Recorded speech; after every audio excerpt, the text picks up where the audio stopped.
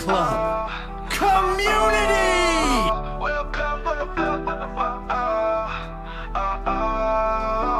Welcome to Figure Fight Club. Giveaway, you say? Oh, yeah. Figure Fight Club is the official giveaway channel of Action Figure YouTube.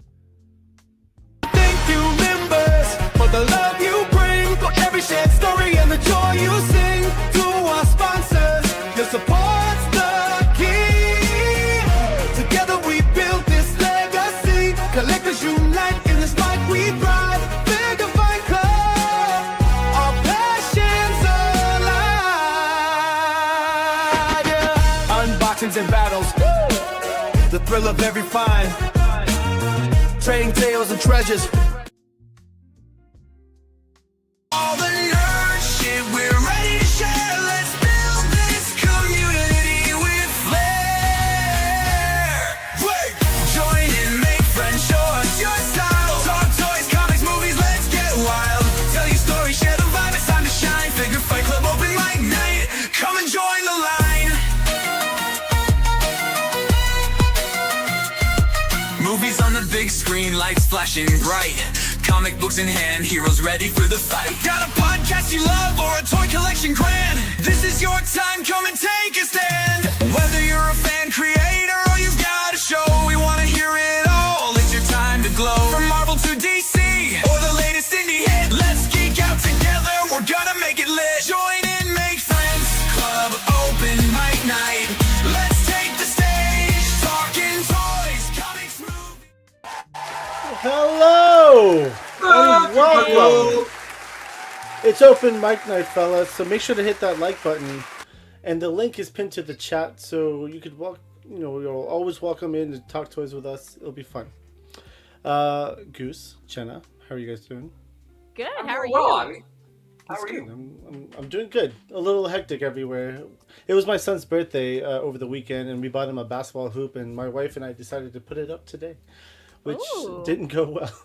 I mean, it's up, but it's kind of band-aided up. But it works for now, until it falls over. Until it falls over. It still works though, right? It does work. I mean, we were shooting for like an hour, so it's still up. There you go. Yeah, it was up. Frank, what's going on? Video Power Gaming, hope you're doing well. What's up? Jehovah Toys, what's going on, dude? Jehovah? Evil Shtick, what's going on? Son of What's Krail the Slayer. English dick? I did completely say that, yes. 100%. That's all G.I. I'm talking Jedi. Mrs. House Hundo, well, hello. about. Yay! What's up, girlie? Apple Hulk, what's going on? Hey, We do have people waiting in the back, so we're going to bring them out now. Talib is working tonight, so he couldn't be here. Shogun is not here. I don't know where he's at. Lou said he was having internet problems, so hopefully he'll show up eventually. So let's bring out the other people, though.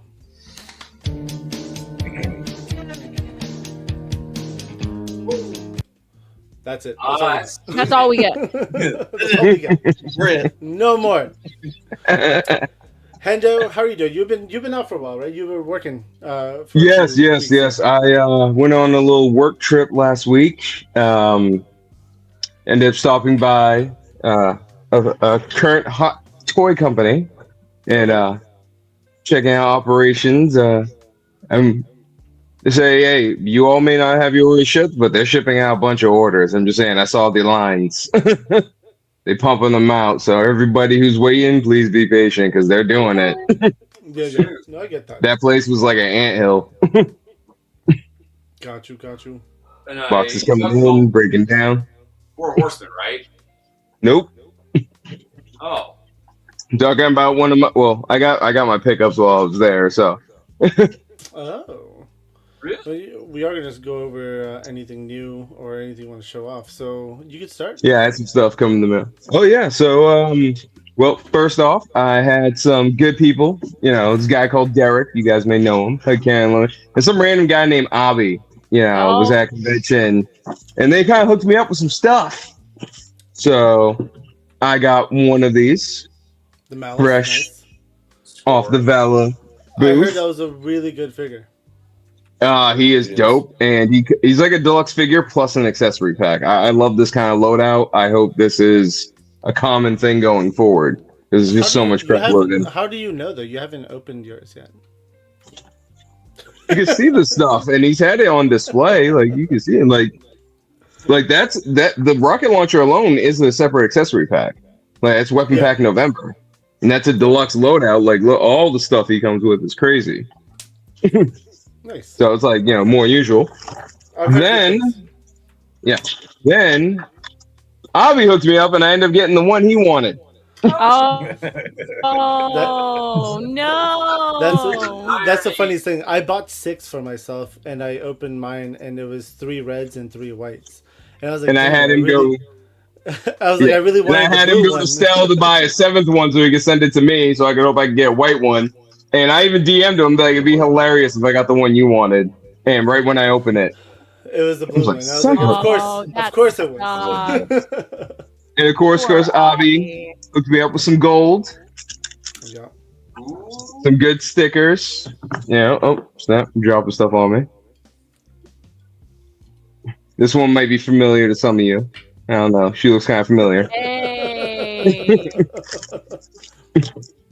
Hell yeah. Then I had Headcanon pick me up my first Skeletron figure. Oh, nice. Nice. I grabbed. You didn't get the 6-inch one? No, they haven't made this one a 6-inch yet. Oh, that one. Okay. This is because they, from what I can tell, they like to do this stuff in 118 first and then scale it up.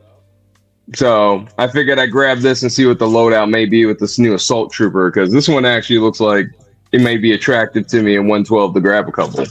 That guy? Okay. What? Which one? No, this one. No, that's the standard trooper. Yeah, that's the standard one. Yeah. Oh. This is the new. Yeah, this is the new one. Oh, with the He has a rocket launcher, different helmet design, different weapon loadout, multiple knives, spears. Like he's designed to be like a shock trooper. That's so cool. Yeah. Gibbs, Yeah, bro. Calm down. Just relax. Then I love it when you pull that box out. That's right. Then I got myself some more of the black. I had some ordered. I went and picked them up. So happy. Because now I got 3 of each of the Corsairs. Oh, Perfect size team for me for them. nice. I already got the full set at Shop the Curiosity. So Is that where you were to get all your loot? No, not all my loot. No. All this loot. Welcome, Shtick. What's going on, dude? No, last week, I stopped by because I was hanging out with Woody and stuff. Got you. Yeah. Nice. Stick, welcome to the camera, bro. Thank you. It is Stick, not Shtick. It's been my nickname long enough that it's just etched in stone. It is not a gimmick. I have don't an get paid accent. for this shit. No, I'm just busting your balls. What's good, Joe? I completely have an accent. My B's and G's sound. Yeah, that was it. Yeah. I don't think I've ever noticed that. I just like to say that when I mess Oh, up. okay. I was gonna say you fucking. God damn it, Avi. Yeah. And then I can't. What And else then I you did got, get one more. Yeah, then one more thing I got. I can't show it on screen because if some of our viewers may be aware, our fellows in the community have been getting hit, on frames. But I got actually some flintlock Nerf guns. Kind of a late birthday present from the missus. They're 4-shot ones from Dart Zone. So if anybody in the chat's wondering what they look like, if you go on dartzone.com, it's the flintlock pistol 2-pack. They got up right now. Wish I could show them to you guys, but I'm not trying to get the stream taken down for anybody else can show their stuff off tonight. Nope, not allowed. Yeah, I really appreciate that. You cannot talk to me about Nerf mods. Put those down. I've been doing this. Put I've those been down. doing stuff like this long No, before no, I no. got back No, into no, it. put those those down. YouTube has been flagging everything that remotely looks like a real one, even the fake stuff. That's why why Hendo can't hold his up. Yeah. Oh, that's interesting. Hold on, let me see if the gods are- Nerf tube. Yeah, they do it to live streams. You can make an uploaded video with them in them just fine, but live streams they've been yanking. Yeah. Yeah, they're flagging live streams. Can you Yeah. hear me? Yup. So Trust me, I know Nerf mod too. I have plenty of modded Nerfs. I've been doing it for years myself. Ever since I got the bow one when I was a kid. Oh yeah, no, I've got a couple of those. They fire Nerf darts like rifles. Yeah. What do you say? Goose? Can anybody hear me? Yeah, we hear you, Yes. Oh, I hear you loud and clear, Ghost Rider. Well, Goose Rider. Rider. Incredible. But that is it for my pickups. I got my Valverse, some Savage Crucible, my first Skeletron, so I'm excited to pull this open in the Lord's scale and see what's going on. I don't know how the little Skeletron ones are, but the 112 ones are really badass. I really enjoy those. Well, I saw him at ZoloCon when I went this year with Woody, and the 118s look amazing. Like especially the woodland camo guy. Mm-hmm. You know, I was planning on getting like a few Skeletrons to supplement some of my other sets. So if they end up scaling this up to 112, which like I said, I'm pretty confident. That's what because that's what they've been doing with all their figures. They've been releasing them as 118s, and then they've been scaling them up like a year or so after the fact. So if I like this one, they scale it up. I'm probably gonna grab 4 or 6. That's what's going on. Yeah, I mean, I really like their figures, man. I've been army building them too. They're my new Shadaloo. Yeah, it's just the bulk price is not attractive to me. Yeah. So I've been dipping my toes. Like Monster Force, I was having some fun with, but I found some kinks, and I just ended up putting a kibosh on that, except for the occasional face character. Yeah. They come out with because they got some dope character design. So I'm feeling that. But as far as army building, I got to back off some of these $40 a piece lines. Oh, yeah. I'm already doing Savage Crucible. I got to draw the line somewhere. Right. Dude, there's just so many good lines out right now, and that's the problem. I get where you're coming from, though, for sure. Yeah. All right. Is there anything else, Hendo? No, I got one more tower to build, so my display is going to change a little bit by next week. But besides that, I am all wrapped up. Awesome. Jenna, I'm going to put you in next.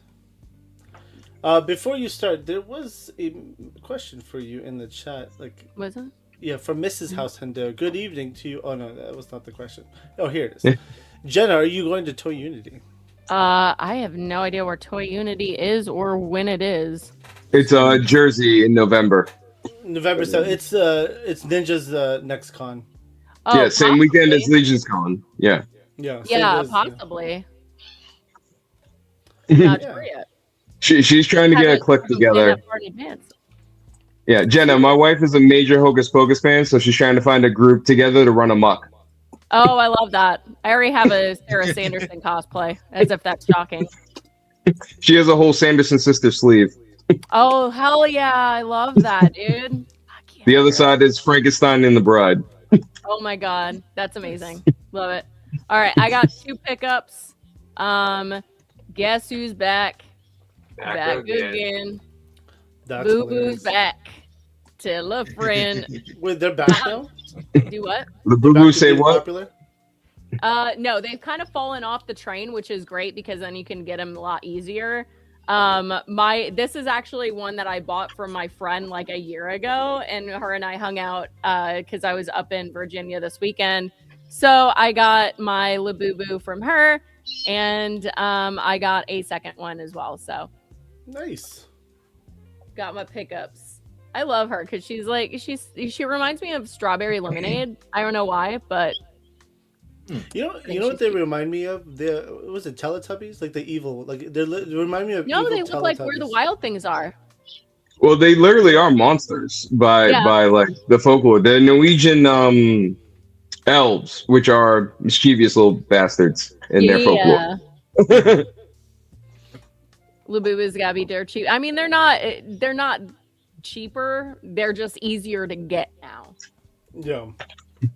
Because everybody's kind of like moved on from them, which is fine because like I still love them.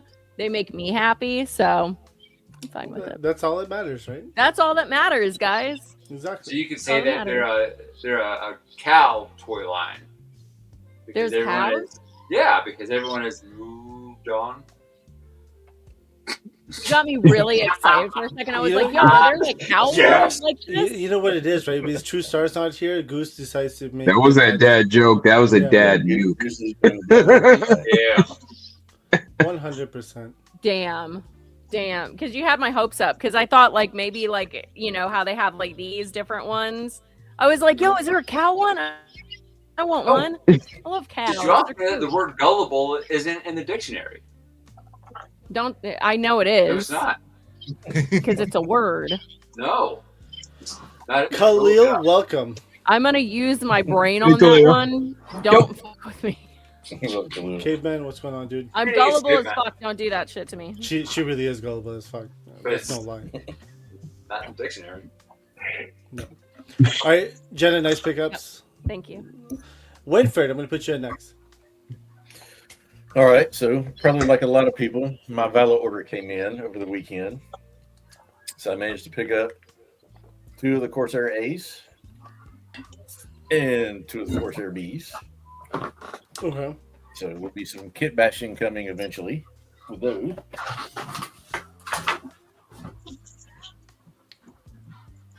Blackbeard came in. I've got to say, I'm having issues with some of this series. Oh yeah, like So what? Blackbeard came and his right arm, his right shoulder was dislocated, was laying in the package when I took it out. Okay. The holsters on his chest rig, if you touch them, fall out constantly. Because this one literally fell out of my hand when I picked him up. Is that the top left one? Top right. Top right. Yeah, it's usually top right, top left. They've been popping out. If you email them, they should probably be able to send you a replacement. 'Cause I know he said something about having like replacement stock in case. Yeah. I just got him over the weekend, so I really hadn't had a chance to kind of mess with him much and see what all was wrong. But Jester, I didn't have any problems with. He's pretty good, straight out of the box. Okay. Uh, Nice. Bane is good, straight out of the box. I mean, joints move real nice and smooth and easy, no heat needed, a lot smoother. Malice is just an absolute beast. I mean, I've had him sitting like this on the desk for Oh, like wow. 3 days, and he hasn't fallen over. I've heard really good things about Malice from the people who have him Yeah. in hand. Yeah. Yeah. Like I've literally had him sitting like this for like 3 days, and he hasn't budged. And apparently there is a chase version of Malice, from what I've heard. Uh-oh. Yeah, the package. The package. No, package, there's two different a versions. face paint. There's a face paint, right? Face paint version. That I don't know. I've never heard of There's that. a package variant. I saw a picture of it. Are you sure it Yeah. wasn't a custom already? It might be a variant he's selling on Amazon because I know he's doing the Bloody Jester. I think on Amazon. Well, apparently Bloody there is Amazon a. Yeah, there is a. I mean, I don't know. I mean, I don't pay attention to the chat that much, but someone sent a photo of it over a week ago or 2 weeks ago, and I saw it and I was like, "That's cool. It looked cool." I had some face paint on the face. Yeah, I'll have to see if I can find it later. Then Lieutenant Hune. So the issue with her, she's got a real heavy wash like on her pants, Okay. and it comes out of the package sticky, like her legs are tacky. Now the more you fondle her legs, the less tacky it becomes. But straight It's out quite of the the package, opposite you pick it now. up, Oh you're my like, God. "Dude, what the hell?" Don't It's fondle like her if I legs hadn't so known much. better, I just thought I got it from Fukuhuma. She'll get more sticky. Be But careful. I know it came from Bobby straight from Vala, so Oh my god. This isn't the membership one for. that's why I didn't explain why I said that. Now, also this weekend, my Savage in stock sale box showed up. Of course, I you're was like a able to neighbor. grab- yeah. It took almost 7 days to get the Savage stuff. I'm still 4.5 waiting get for mine, back. bro. 4.5 from Rhode Island to just north of Birmingham. 4.5 days for Vala. From their warehouse, Savage Crucible's warehouse, to my house is a 30-minute drive. 7 days. You should have just gone and picked it up. And Yeah. it gets better. Because the trip, I watched it. It went through 3 or 4 distribution centers in Birmingham, Then it went to Texas. Who the hell knows why? It left Texas. It went to Fairburn, Georgia, which is right outside Atlanta. Then it went to Atlanta. Then it came back to Birmingham for 2 days. That just means someone put it in the wrong pile at the post office. Maybe he just wanted to see some World Cup games. I don't know. It took it 2 days just Rub to it in, get to true Texas story. because apparently Rub it it rode in. to Texas and flew to Georgia. But anyway, I was able to grab a Savage Lemurian. So now I have So one. now that is officially considered sold out, right? That Lemurian. Yeah, entombed is their Sold out term. is Yeah, not that's it. insane. That Entombed. means They've still probably got Entombed? some that will show up. Yeah, it means randomly at they're not making. Once it's Done. entombed, their stock is gone. Right. Yeah. The only thing that's been entombed is the decoder. A lot of stuff is sold out, so that means they won't necessarily have it on the website, Travis, but they what's may going on, have a box or two here and there that they'll throw 2 of them out at a con on the table and see who notices it. Johnny Cock. Johnny. Give it up. What's up, Cock? Jetman, welcome. Welcome, Jetman. Jetman. So I also managed to grab the green slate, which is That's also sold that's the out. shadow slate. That's the shadow. Yeah, Shadow Slate. So that's the shadow slate. Well, here's the regular slate, the green one. I had both. That's the shadow as well. No, that's the dark green one. That's a dark Yeah. green one. Yeah, it's just the camera lighting. Just the camera. I can tell by the boxes. This I is have like actually- I got 3 of like- each. Yeah, I've got like 4 shadows and 3 of the green ones. It's odd to see all this Savage without loot, right? Yeah. I know. Fact. Right? Oh, that's a good Then one. I like that shielded one. this area, which I can say this too. The pictures and seeing it on camera do not do that paint job justice. Yeah. Because as soon as you open it up, you just see this pearlescent shine across the entire figure when you see it in person. You know what would go with that? The white kimono dragon. That's why I want multiples. I have like several of this shield this year. I wanted to use the white Komodos as like their guard dogs. Yeah, exactly. You mean these 2 guys right here? Yeah, damn it. Oh, Rub it in, bro. put some permablood on those Hey, things. Hendo, don't feel bad because I've got 2 of the blue ones I keep showing Abby that I've God got, damn it. and I've got 2 red ones.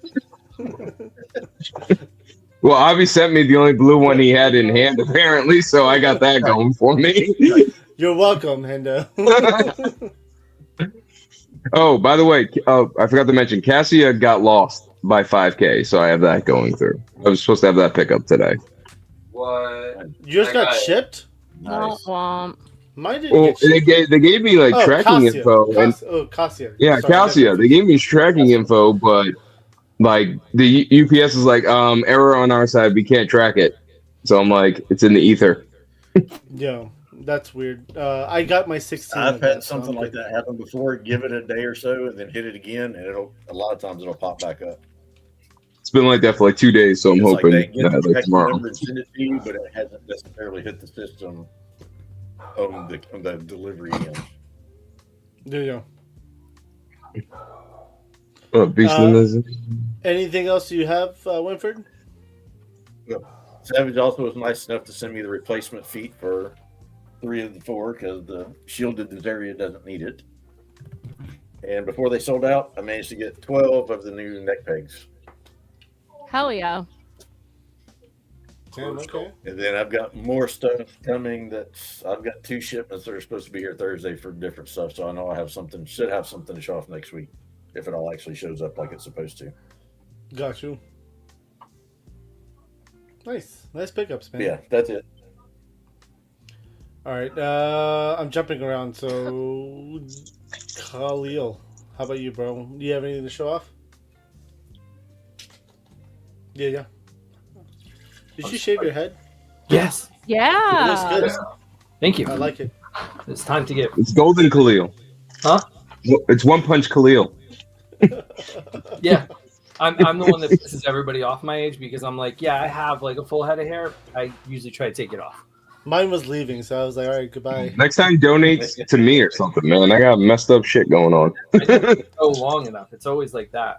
One year I grew it all the way out. It's too much work. I wouldn't know a thing about that. Not at all. What did I get? I'm sure more people are gonna say this, but I got the Dire Tech. Oh, I fuck want yeah, so dude. many of those, and I That's have sick. none. It's translucent. They've been sold out so many Eat times. it. I'm Yeah, so pissed. no, I like Jenna it. wants you to put it in your mouth. Put it in your How's As that I'm mouth putting feel? stuff together all the time, I'm the kid that would just sit there with like the storage usually in my mouth as I'm doing Yeah. it. Yeah. Yep. And they don't taste like Jolly Ranchers, unfortunately. It was really unfortunate, honestly. Yeah. But also, it's me that the reason that they don't is they know that people like me will kill ourselves on it. So yeah, no, they're fine. I mean, it's fine. It's good. I thought I wasn't gonna like it, but I'm happy I got it. So, so that showed up. Horsemen were nice enough to send me my koi tail, so I now have a tail for my koi. Nice. Love it. He was Nice. missing. Yeah, his they're good tail. for that. So I was very happy to get it. They were very nice about it, very quick in their responses and shipping as well. So really cool to get that. And he's now can be put out next to my fish, which is the reason I bought it, because I have a giant goldfish. So there's that. Last week I got some shit from people saying take stuff out, but I couldn't leave the room because of all the boxes. Yes. Yep. Exactly. True Star Screamer. Funny thing is, you wouldn't say that if you were on camera, I think, for some reason. So, I mean, he'll try to say it, but it'll lag every other word. So. Or it'll be slapped it, or it'll be slapped in the middle of it. Either one. I got so everybody was complaining last week that I did not. Yeah, true, big fan. I did not show off my upgrade kit for my Bandai Knight. So I put all the gold armor on him. So Nice. Nice. That's the 30 minutes fantasy, right? yeah, so this is I got a few of those. They're nice. yeah. So this I'll is be- just the regular. I'll be right back. No real detail, and they gave him all the gold armor for this one. So I'm pretty happy with that. That's cool.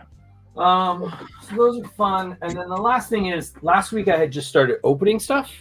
So I finally got to open stuff and kind of check it out and really have a good look at it.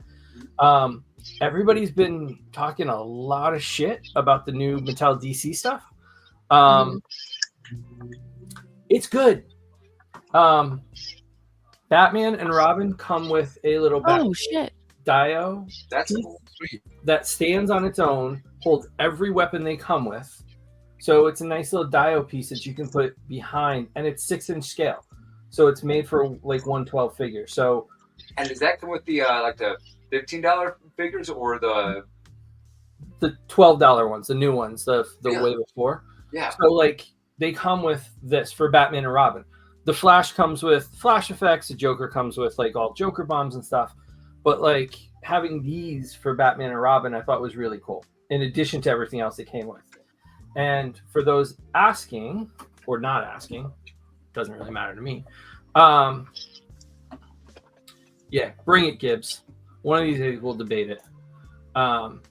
What they look like next to Marvel Legends, like that. Okay. Oh yeah. They're the same size. Yeah, they feel nice. They scale very nicely. They're $12. They're $12, $12.99. Lots of accessories. We love ball jointed accessories. hips, thigh cuts, double knees, single elbows, ball jointed shoulders, and Batman can look down and up. Like Marvel Legends sometimes can't do that. So I don't know. Savage sometimes can't do that. I think It's true. I'm fine with this as like the when you need stuff. If you want something that's a little budget, you want something for the background. I think it's really good. And I'll say it one more time: the Robin looks amazing. And FigFan Samurai did a great picture of these two together on his Instagram this week. I haven't taken pictures yet, but like these two look scaled better than what McFarlane did. So I haven't found them in stores yet. I haven't seen them. so here's the thing: the Joker and Robin are 1 per case. The Batman I think is 4 per case or 3 per case. The Flash is like 2 or 3 per case. So like Robin and Joker are going to be the hardest ones to find. But like it's I've worth got a it. Joker. I just haven't seen a Robin. Yeah. It's definitely worth it. And the heads pop really easy.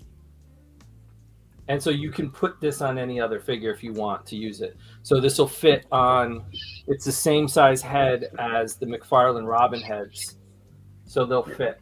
Oh, wow. Okay. If you want. That's really cool. And then the last thing I'll say is I don't think I'm going to go too deep with them. I think they're good for placeholders.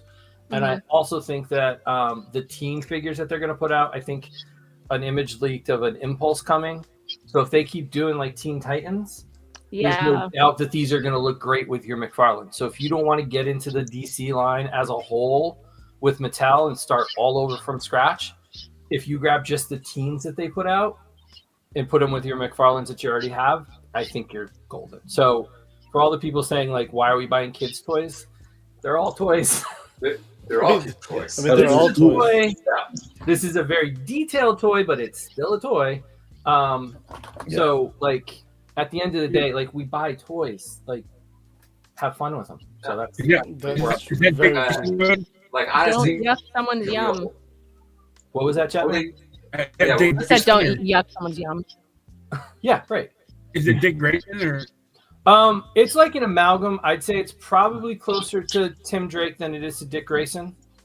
It looks more like his Teen Titans costume because he's got the green tights instead of the black. So it's kind of like a mix between Dick Grayson and Tim Drake.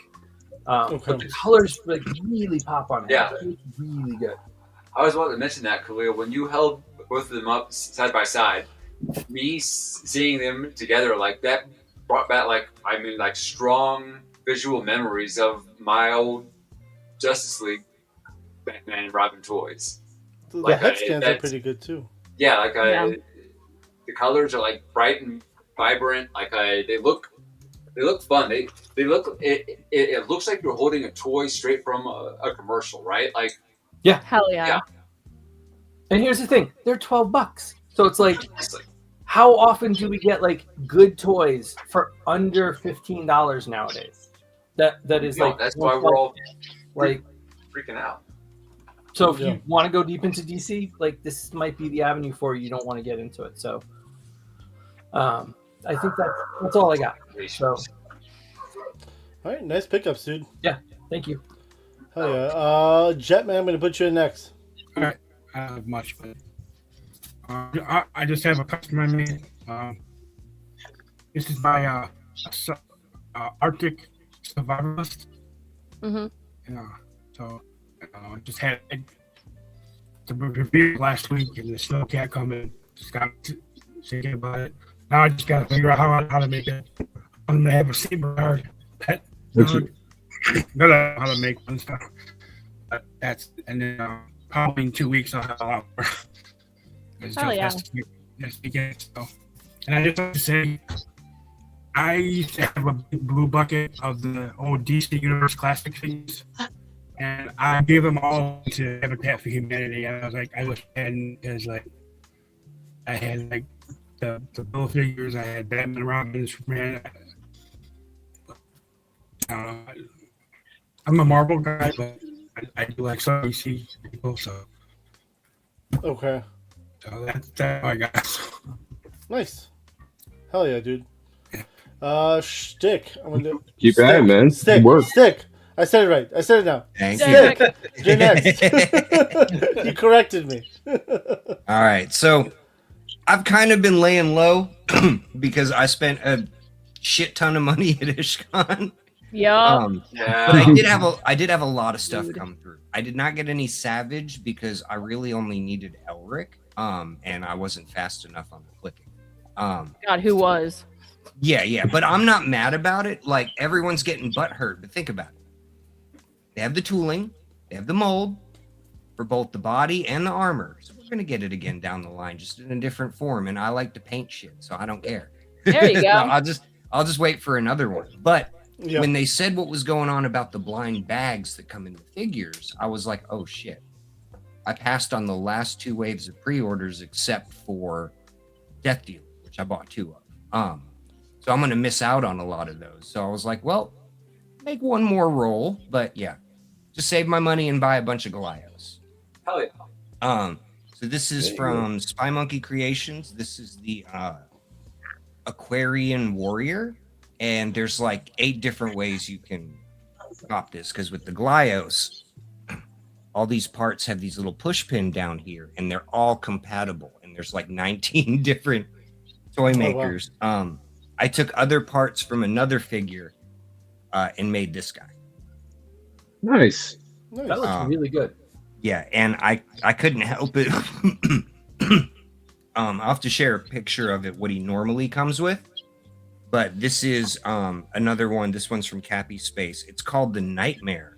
But what he actually is I've already got a screenshot set up. Second. Oh, come here.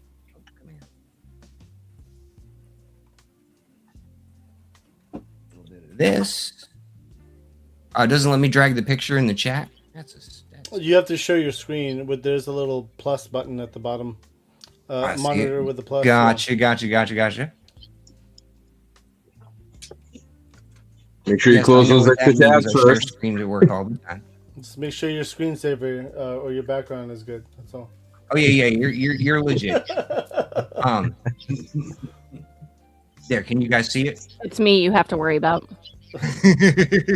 I see it. Let me bring it up. Yeah, that's what the figure comes. That's what the figure Oh. comes as. But you can break down all the parts and make it look like this. Oh, interesting. Okay. And then from Mighty Maniacs, which these guys are my favorite. Nobby, you might get it. This is the glow in the dark skeleton. I don't know what it is about translucents or glow in the dark, so I'm not a big fan. I'm just meaning like the skeleton in general. Not I like skeletons in general. Yes. Yeah. Big fan of those. But yeah, no, these are cool little guys. There's always one that's in my backpack or my pocket. That's why I like them so much. That's cute.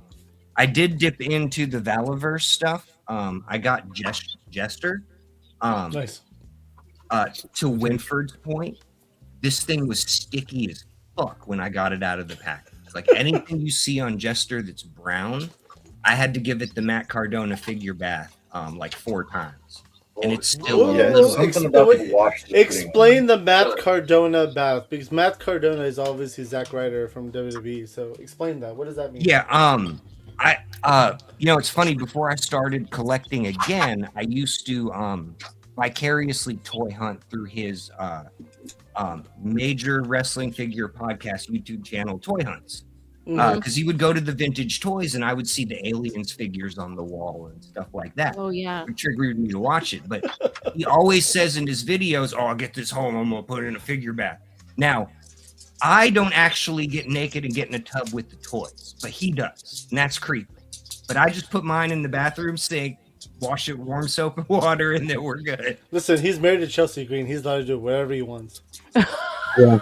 Valid point. True. Point. Also, did no one else take their toys in the bathtub as a kid? Oh, as a kid? Actually, As a kid, not as an adult. I had toys that were specifically made for the bathtub. I've not tried it. I've done shower beers, but I haven't done like action figure. Oh, it'd be like raining. You know what? I'll fuck it. I'll try it. Yeah, Fuck it. I'll try it. You guys want to but go? that was my only gripe with Jester. He was just really freaking sticky. Blackbeard, really impressed with him. And yeah, so all 4 of these are supposed to come off. And yeah, it's weird how they don't really fit. But I'm thinking that he's going to probably make other different kinds of holsters.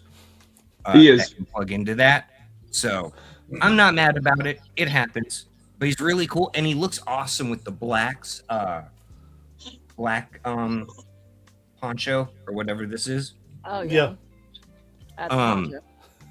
And then the most happiest arrival from this weekend was the 3rd and last of the Lato toys that I've been missing.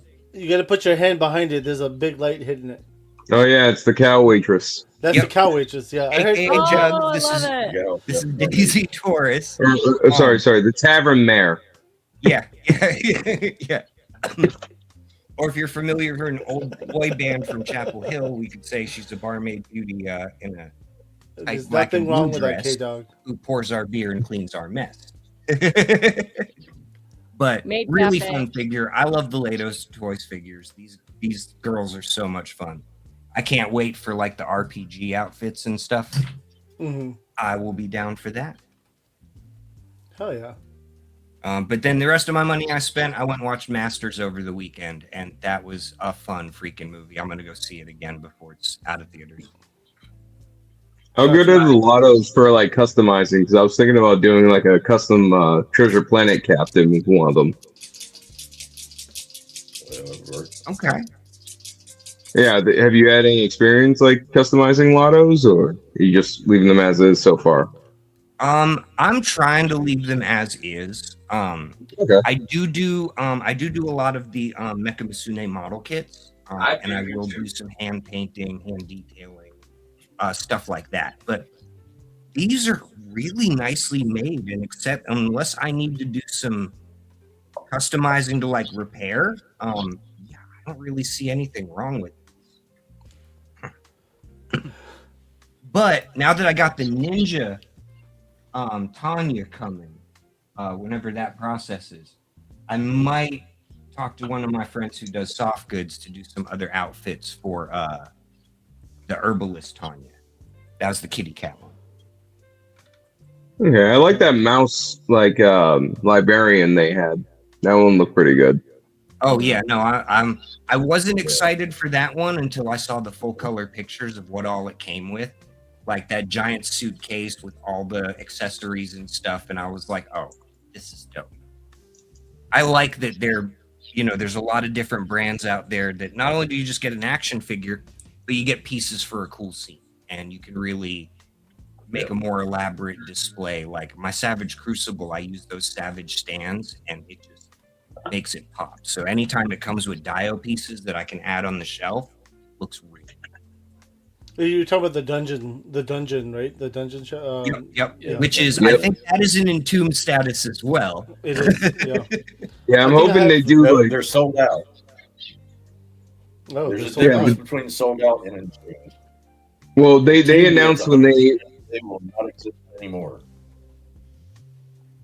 oh yeah. Sold Yeah, out means yeah. stock is low. They might and still have a just few don't more have for it shows, on the but yeah. website.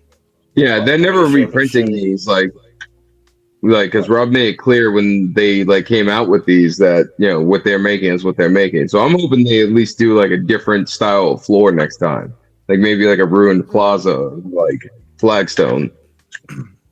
Oh, that's He's a- already alluded to yeah. the fact that there is another version of the stands coming out in some shape, form, or fashion. It was not a one and done. That design was one and done. Yeah, this design is one and done. Yeah, they're not tossing the tooling. I know that. But I was talking about like as far as this, like they might even get rid of the rats and replace it with something else. Yeah.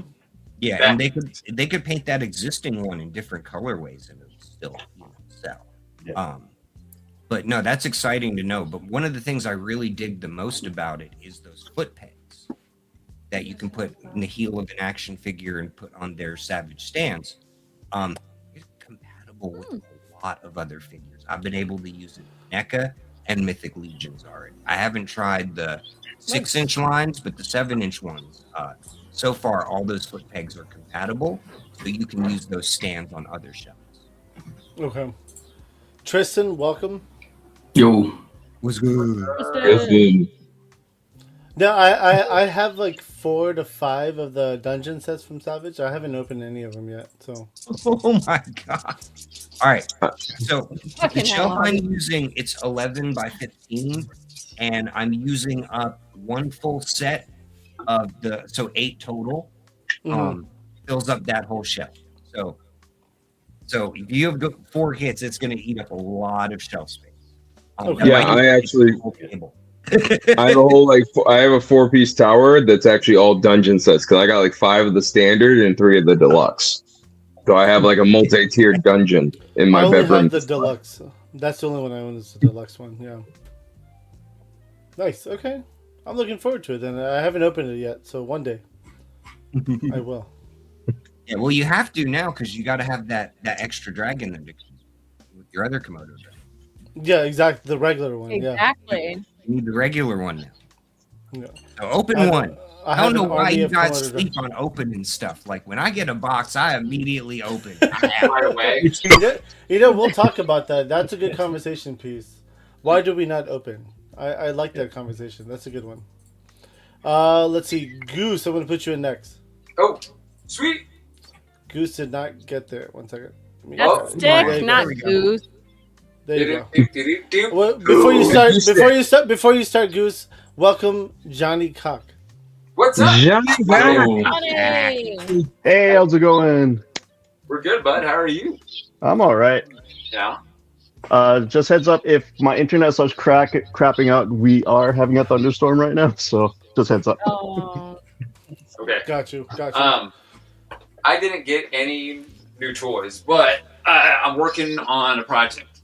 So when you graffiti something, it's all about like the spacing, right?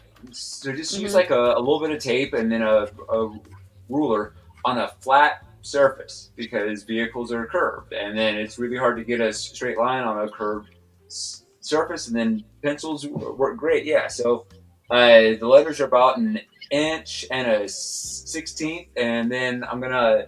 This is just like a under layer I did with an acrylic pen, and then I'm gonna do like a little like GI Joe, as you can see, motif behind it, and then on top. So when you do painting on vehicles that's not an RC car, so if it has an undercoat, you have to start from your bottom layer and then work out, regardless of the color, right? So if you want a gold finish, you don't do like gold on the bottom and then whatever else on top. If you're doing multiple colors, so usually start with white on the bottom, get your outline, and then that way you already have space within the outline of your letters, like these ghosts, to draw your actual letters. And then your shading and your highlights is like half there, and then if you do it right, you actually pre-do your shading and everything, and so that way you're just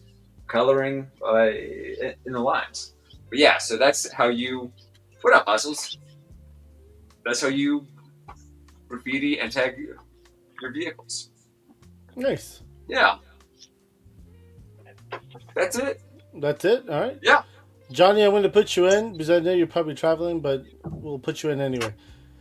How are you doing, No, Johnny? I'm not traveling. I'm You're at not home right traveling? now. Oh, you're I'm at home right now. Yeah, no, just the living room wall. It's perfect. He's asking the important questions, though. Where's Lou? I agree, 100%. And we'll hold them.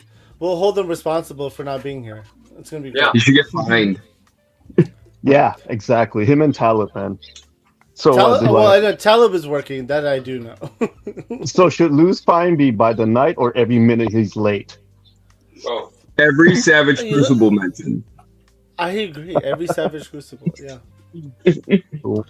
Johnny, so do you have anything to show off? You want to show off some of your art or any pickups?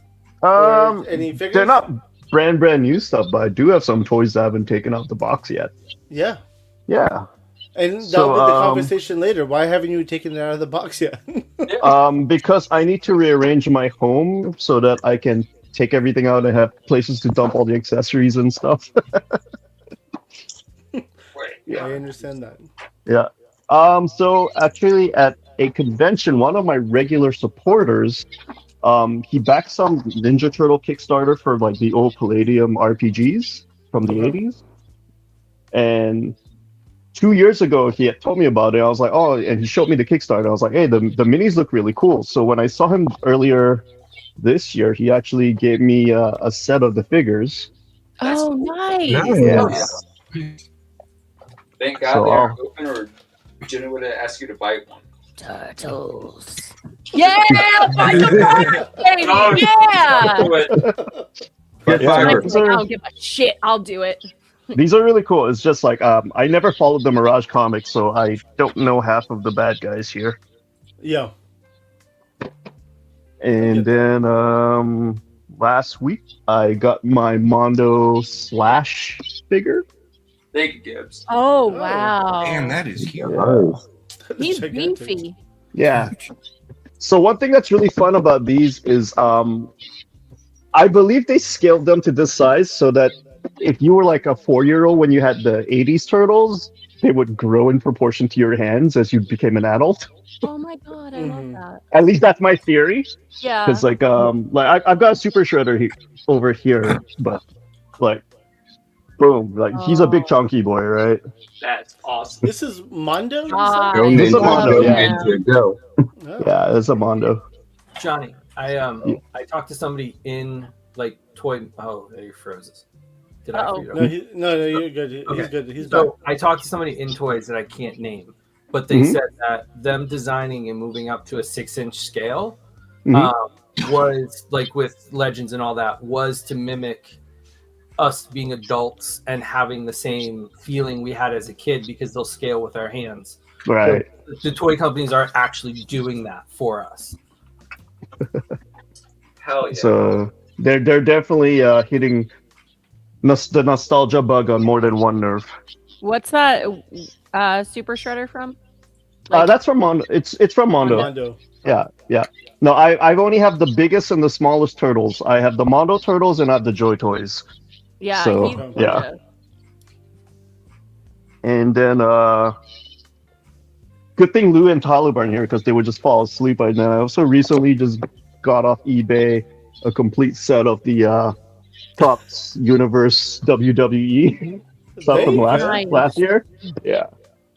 So Nice. I don't have all the parallels, but to tell you the truth, like this obsession with shiny holographic foil stuff, I don't know if I like it. It's it hits hard, bro. Like I bought K-pop Demon Hunter cards earlier, and I opened it with my youngest son today, Mhm. and I'm pretty sure we pulled like an $85 card Oh, yeah, bro. from the Yeah. pack. Was this from the McDonald's stuff? No, it was from the No? Target. Okay. Target had packs. Oh, and I was I- like, who Target makes had- these? I threw it away, the wrappers, but I mean, I pulled the card of Rumi. It was an SP, and apparently on eBay it goes for like $85. Oh wow. So I was That's like, cool. well, shit, okay, great. Yeah. Of No, I course, just have that's- this. I have this love-hate thing because, like, sometimes you know how like so many trading cards have parallels now. Yeah. And it's just like, oh, it looks stupid against a blue background, but because there's a serial number on it, now it's worth $800. And I'm just like, really? Like the card needs to look cool to begin with, in my opinion, right? So. I mean, that it's funny how that works, though, man. The cards are a whole different breed when it comes to collecting. I see you backstage. Just sit tight. We'll recycle someone out. Oh, I can go. Well, I was gonna say I can't stay on too late. Same with me. I got work early in the morning. Yeah. No worries. But actually, this is Hendo wanted to say hi real quick. Hold on. What up? Where is she? I'm trying to find her. There you go.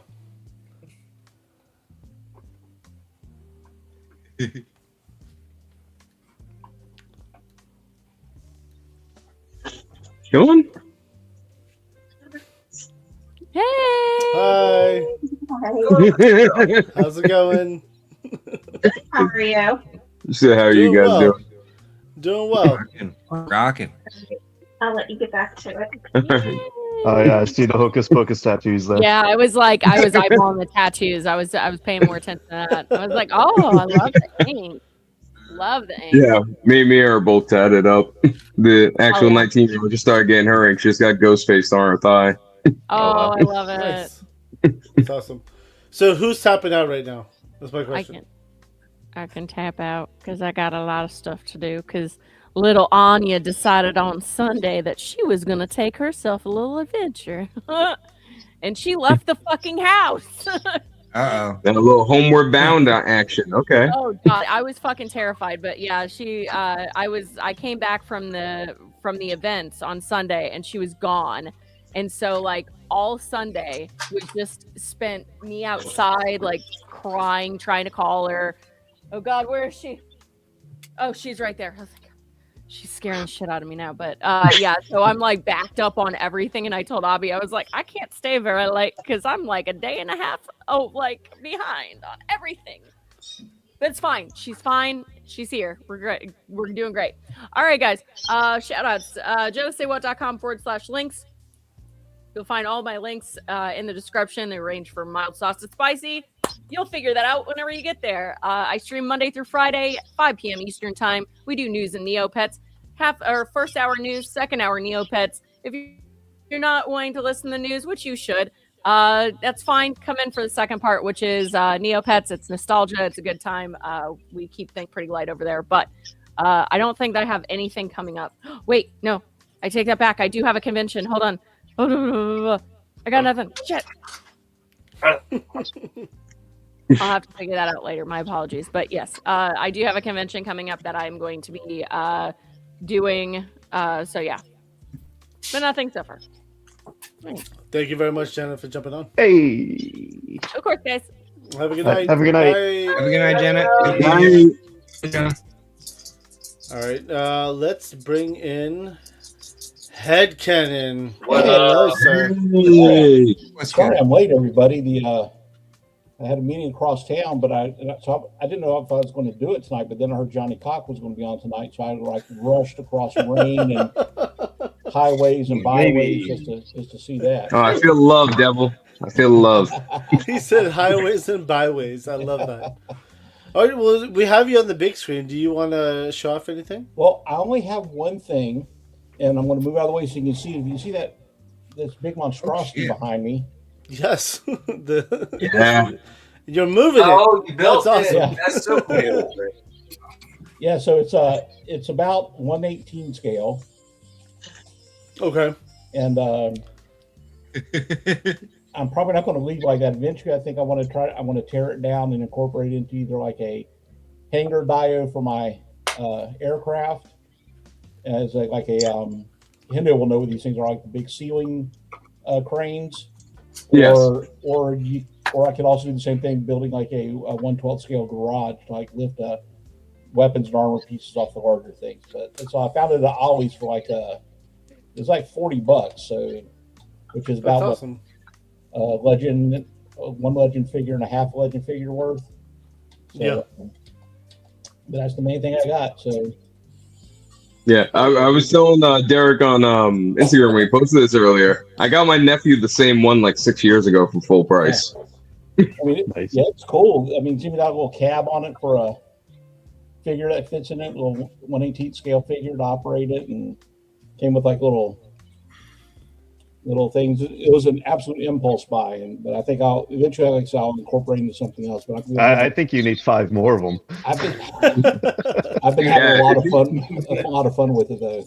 Yeah, at least 2 or 3 more. You could actually do like a GI Joe base in construction in 1/18. That'd be awesome.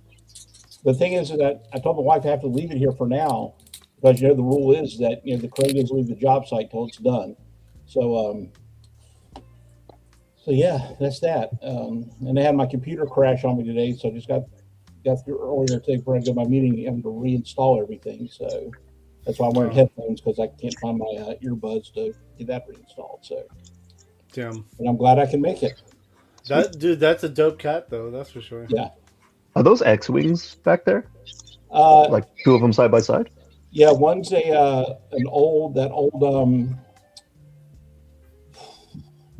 old X-wing that they came with. It was like the first one that you could really put Luke and a droid in, and I repainted it into a Corellian Security Force X-wing. Okay. And the other one is Poe's X-wing, the T80, and I've got an old A-wing back there as well. Then of course I've got TIE Strikers on the shelf, and a whole bunch of other G.I. Joe planes and stuff behind me. So I'm once again having to rearrange everything in my room. So Gotcha. Yeah. No, it looks good. The that orange and gray or white looks really sharp. What I can see of it. yeah, the vintage collection, that Poe one is a vintage collection one, and then all the way over there, I was able to get. You can't see, but I got the Vintage Collection E-Wing, which was one of my favorite ships. Was that E-Wing? So nice. GI Jedi I is don't actually know asking. what that looks like in my head. Yeah. I don't have a memory of it. GI Jedi is asking. A while back in here, you showed off like a tactical command table for the classifieds. Can you tell me where that was from? I'd like to get one or something like it. So I can't remember off the top of my head. So it was this one. It was a 3D printed one that I found on Mercari. Somebody had it. And this one simulates a sea battlefield. And it comes with little 3D printed ships like a aircraft carrier and destroyers and some whales and Judgeo whales and stuff like that. And they also put it in where they had a green insert for land battles. If I can remember where I found it, I'll try to post it sometime in here. I'm pretty sure I have that on my Etsy wish list because I think I know the shop that makes those. It's probably the same person that did that. I mean, it's really good. It's a very simple print, but I like the translucent top on it, and it looks good. So, but yeah, that's where I got that. I found on my car. I can't remember the seller. It's probably the same person on Etsy. So. Oh, Derek, by the way, in person, thank you. Oh, you're welcome. No problem. It's my pleasure being able to pick those up for you, man. That's what we do. Hell yeah. We help each other. We look out for each other. I just love that you said G.I. Joe whale. That just made me happy. I don't know why. Yeah, it's like it's got like a little 3D printed USS flag and then some destroyers and a couple of G.I. Joe whale hovercrafts in it that go on there. So. Oh, okay, my brain was thinking of like orcas and stuff. Oh no. Yeah, G.I. Jedi. I'll send I'll send it to Derek and he'll let you know. Yeah. 100%. Because I know I have that on my wish list. Yeah, I know I have that on my Etsy list. Yeah, I'll see if I can find it. And post it. Just reach out to me. There's my Instagram handle is right there on the screen, so you can message me and I can see if I can look for you. Nice. All right. Anything else? Headcanon? Nope, that's it. All right. Tristan, I'm going to put you in next. Yo. Tristan, what mini goods you got? Jenna's not here. Nothing this week. I should have some stuff sometime next month. They're in my what do they call it? Not pile of loot. What do they call it over there? My warehouse. It's in one of my warehouses. I'm waiting for Moth X Punisher to drop. I think next weekend, and then I'll ship everything at once. But yeah, it's kind of a light week. I have some stuff from like Wednesday that I got that wasn't ready for last week's show. One of them is this. I don't think I showed this off last week. I think I forgot to show this off last week. This is just a Kamen Rider 1, Kamen Rider Ichigo model kit. I think these are the Figure-Rise. I think that's what the brand is called. Yeah, that's their model kit figures. Yeah, Figure-Rise. Yeah. So slightly bigger than the SH Figuarts stuff. This one is like roughly about like Marvel Legends scale, which is why I picked it up so he can hang out with those guys. Yeah, I put together a bunch of the Dragon Ball ones. They're fantastic. Yeah, because the line so for people who don't know, this is like the very first Kamen Rider, but the Figure-Rise kits for Kamen Rider have been around for like I think almost 7 years at this point. And this is the first time they've bothered making the guy who kicked it off. Yeah, I had a Figure-Arts Kamen Rider, but I didn't like how small they were. So that's good to know that they're bigger. Yeah, they definitely scale with Marvel Legends. That's cool. Similar line, much smaller. I got this past weekend and I put them together on Sunday. But here is a mobile suit from G-Quux, the most recent anime. So he's got kind of a different design than you might recognize. He's got very thick thighs with these giant like gas canisters for his thrusters. About time Zaku stopped skipping leg day. Yeah, man. What, you don't like the bell bottoms? I mean I love I had him right here for comparison because I wanted to see how he came out. So there's like that's what the traditional Zaku 2 looks like. But I do appreciate a new spin on a classic. So yeah, put together. Oh, This is the most enduring design in all of Gundam, and I love it. The Zaku's have been there since like day one. Yeah, the Zaku. I mean, hold on, can you do this up? I have a. I think this is 1/48 scale. I think I showed him off a couple months ago. But that one the jumbos together. He's about the size of like a 1/6 scale figure. I just think he's started about 14 rewatching inches the tall. 8th MS team again. That was my favorite one after G Fighter. I've been kind of having a renaissance on Gundam. I know MS is on Hulu right now. If you have that. Yeah. What's the difference between MS and Requiem and whatever else? Well, they're all different eras. Like my favorite era is like Gundam Wing, which is during the Universal Century. Like they all take place in different timelines in different geopolitical situations. So usually you me to watch this? No, not really. Like you can jump into any era and just enjoy the ride. They explain everything going on. You don't need to have watched any previous Gundam to watch any Gundam series. Some of the movies you do, but most of the seasons, movies. They're standalone stories within the same. Well, up until like when it started from 1979 to about 1993, it was different stories all set in the same universe and kind of it's Universal Century. But then after that, for the 50th anniversary, they relaunched it with the single series for just one series, and then it became every year one to two seasons would just be its own self-contained series. So you could pick up Gundam G Gundam or Gundam Wing. Gundam Wing is a great jumping in point. Finger is I recommend Gundam Wing too. It is like a great starting point. It gives you like a good setting, and it ranges from Gundam Wing from going more serious to being a little goofy, but not like stupid goofy. Like they'll snap it back to like this is a war anime real quick for you. That just means Hendo doesn't like fun. I do like fun. I just don't like too much fun in my Gundam. Like that stupid Chibi series they did with like the midget Gundams. I was like, what's going on? Yeah, no, I can't get into that. It's Gundam, not Fundum. Yeah, exactly. To Hendo's point, I do recommend a lot of people that aren't familiar if they don't want to watch the OG movie. I say Gundam Wing, but my love is Gundam 00. Double O, so good. I love the Stardust bullshit and the fact that it took place in our timeline and it kind of connected all the timelines. But I just love the mobile suits. I love the lines. I love the comedy. I love the seriousness. It was a good mix. I mean, just think about Double O when it started. The fact that they had the balls to have it start where like you had a child jihad soldier.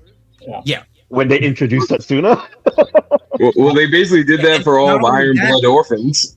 Yeah, Iron Blood Orphans is my personal favorite. That's like second. I have a Tekkadan flag on my wall. Yeah, but they dropped that show when, like anime was really hot, and it just popped out of nowhere, and it was thrown in against One Piece, Bleach, Ruden, like all the big hitters, and the show followed the similar formulas that those shows were doing. You had like a little cutscene during the credits while the music was starting to play, and it was fun, and I just was like, whoa, I really like this. And I binge watch both seasons, and I just love it. Goose, I still have a good series analogy. It's kind of like Transformers. You know how like there's different eras of Transformers, but they don't all connect. Like you can watch the Energon universe on itself. You can watch Beast Wars on itself. It's like that. Gundam is just like a Japanese version of that. Then they also have Japanese Transformers, which is a whole other crazy thing. Right on. Tristan, you got anything else to show off? Oh yeah, I got two more things. That's right, we derailed. No, far be it from me to stop Gundam. I welcome all Gundam stuff. This showed up Sexiest Gundam. Saturday, I think. But this is the AC Toy Store that just dropped. Oh. Which is another Revoltech bootleg. But I mean, hey, I never got the original, and I think the original is fetching like $150 now if you want to find it. But this is $40. I mean, I couldn't tell you the difference. The quality is like it's on par or a little bit better than Mess Toys, honestly, in my opinion. Because you get the inclusion of the wired fabrication. That was a cool one to get. Doug's dope. Yeah. Are all the joints ratcheted on that guy? No, they're smooth like No? Mescoys Okay. and modern Revoltex. Are all the heads? I do third party Dragon Ball all the time. So Then this arrived an hour, I think, before the show started. I was a little bit late, but I'm gonna have to clear a lot of space on that Marvel vs. Capcom shelf. But from One Oak, this is the Amingo from Marvel vs. Capcom 2. Who, Wow, that's cool. As half Mexican myself, you know, any Mexican coded characters in fighting games holds a special place in my heart. And you know. so what was your opinion on G Gundam then? Oh, hey, I love G I will Gundam. be the #1 campaigner to get Tequila Gundam made into even just a high grade kit. Bare Absolutely. minimum high grade Hell kit. yeah, that was Absolutely. one of my favorite episodes. They did the global poll every year. Sunrise does a global poll for like what of every country's like favorite suit is, and then they kind of compile it and make a master list. And Tequila Gundam I think ranked #7 on US and #2 in Mexico, I think. And that is like the first time Sunrise has had to publicly acknowledge that Tequila exists in a while. So that was getting everybody excited to be like, maybe we can bully them into finally making an official kit of Tequila Gundam. My final beat. I just love the space station that they gave them. If you're in my neighborhood, I won't give myself out. But if you're trolling random Wi-Fi's, my Wi-Fi is called Space Colony Neo Mexico. That's what my Wi-Fi is. I mean, you can't beat an asteroid base shaped like a sombrero floating in space. Like, you can't beat that. That's design. That was the best part. And somebody asked about being a Robotech fan. If they like Gundam, you would love Gundam Wing. I'm a Robotech fan myself. Okay. Gundam Wing's a good serious one. G Fighter's a good fun one. It was very like late 90s. G Fighter's also Street Fighter, basically. Yeah, that's what I was about to say. It's Gundam Street Fighter. with Like, Gundams, yeah. And a little bit of anime as the story gets to the end, but Yeah, and then the power of love. My finger is burning red. When the Xbox did the Kinect, they should have put out a G Fighter game for the Kinect. That would have been, that's the way they control the Gundams. oh, that was my favorite interface to control a Gundam, to be honest with you. Yeah. Ooh, do y'all remember on Xbox there was that I think it was a Gundam game that came with like the actual like cockpit layout, so that you would plug it into your Xbox, and then you had to have like the controls that had the little fire buttons on the side. It wasn't Gundam, it was Mech Warrior, and it was for the Yeah, I was about to say, that was Mech Warrior 3. Yeah, I dated a girl who had an Xbox Connect back in the day, and she'd gotten that game, and I tried it, and it was really weird. Right. Yeah, it's very brutal and clunky to play Mech Warrior. I think that controller ended up being like extremely sought after and like very expensive on the aftermarket though. Oh yeah, it was like the Millennial Captain Power controller. Like everybody wanted that as soon as like retro collecting got big on those consoles. That's because people couldn't find the MechWarrior game centers to go to, so that was the closest they were able to get to it.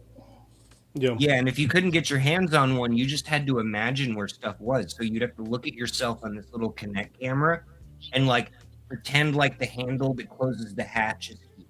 And then you'd me and my friends, we built ours out of cardboard.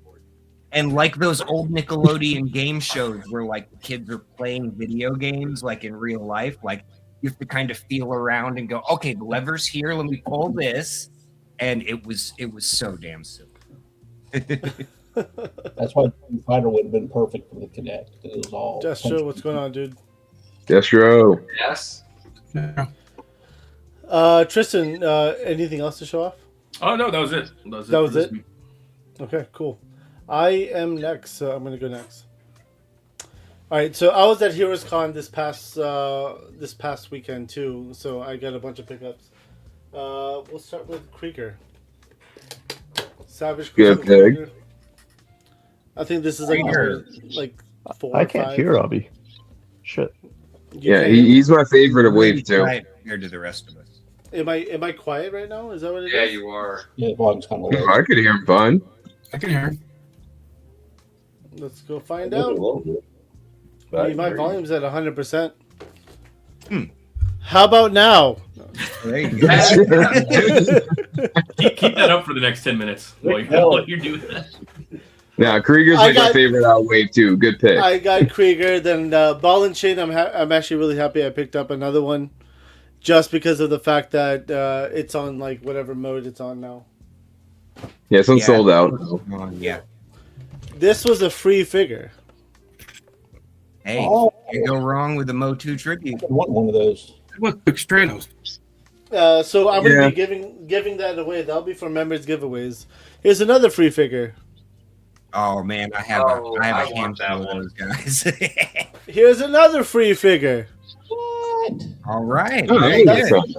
And now that's because I was spending money, right? So to get free figures. So Ish had a great deal. Buy 100. Every $100 you spend, you'll get a free figure. So I got a horse. How does he make money on that? You're getting good deal. Yeah. I got a like horse. this.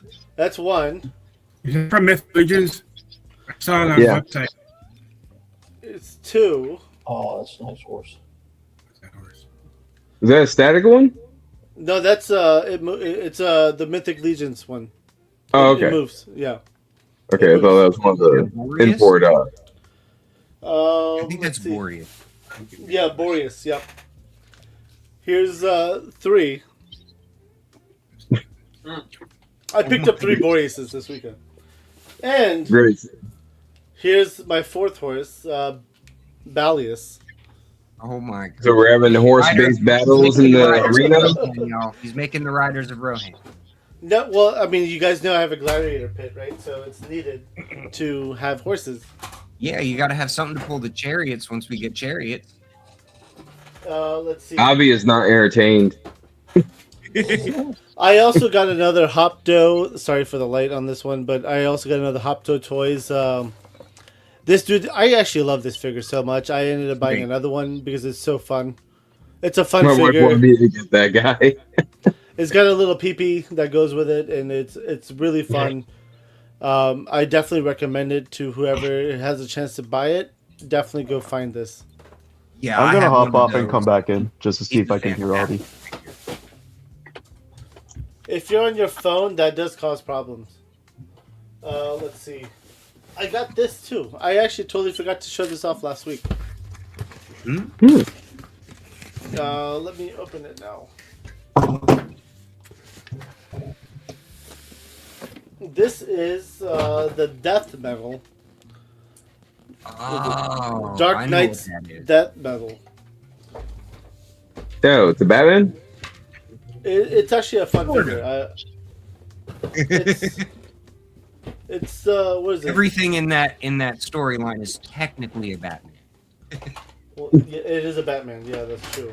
Yeah, I don't go too far into the Batman deep cuts. I'm not really. Yeah, no, I huge on these I things. listened to the Dark Metal lore. It's awesome, but it takes like 4 hours. It's to sharp get caught too. up. It's Batman who left. Oh yeah, I've seen pictures of that. Yeah. this is like I was it UPC or UPF or whatever it's called now. Kind of reminds me of like Judge. It kind of reminds me of like a Dark Judge. Another one. It's the wrong leg. How is this good though? What piece is this? Off camera, there's a chalkboard yeah. that says Obby and Action Figure Legs, and Action Figure Legs has just got another notch on the board. Immediately, I bent it too much. That's really what it is. And this is what happens though. I think I got it right though. Here you go. Let's pop it back in. I think. No, I feel like this is it though. This is the only way to do it. I just have to hear that click. I don't hear the click. That is it though. Yeah, I don't hear the click. But yeah, no, this is a good figure, but apparently don't bend it too much because it's gonna fucking pop. It's the pop.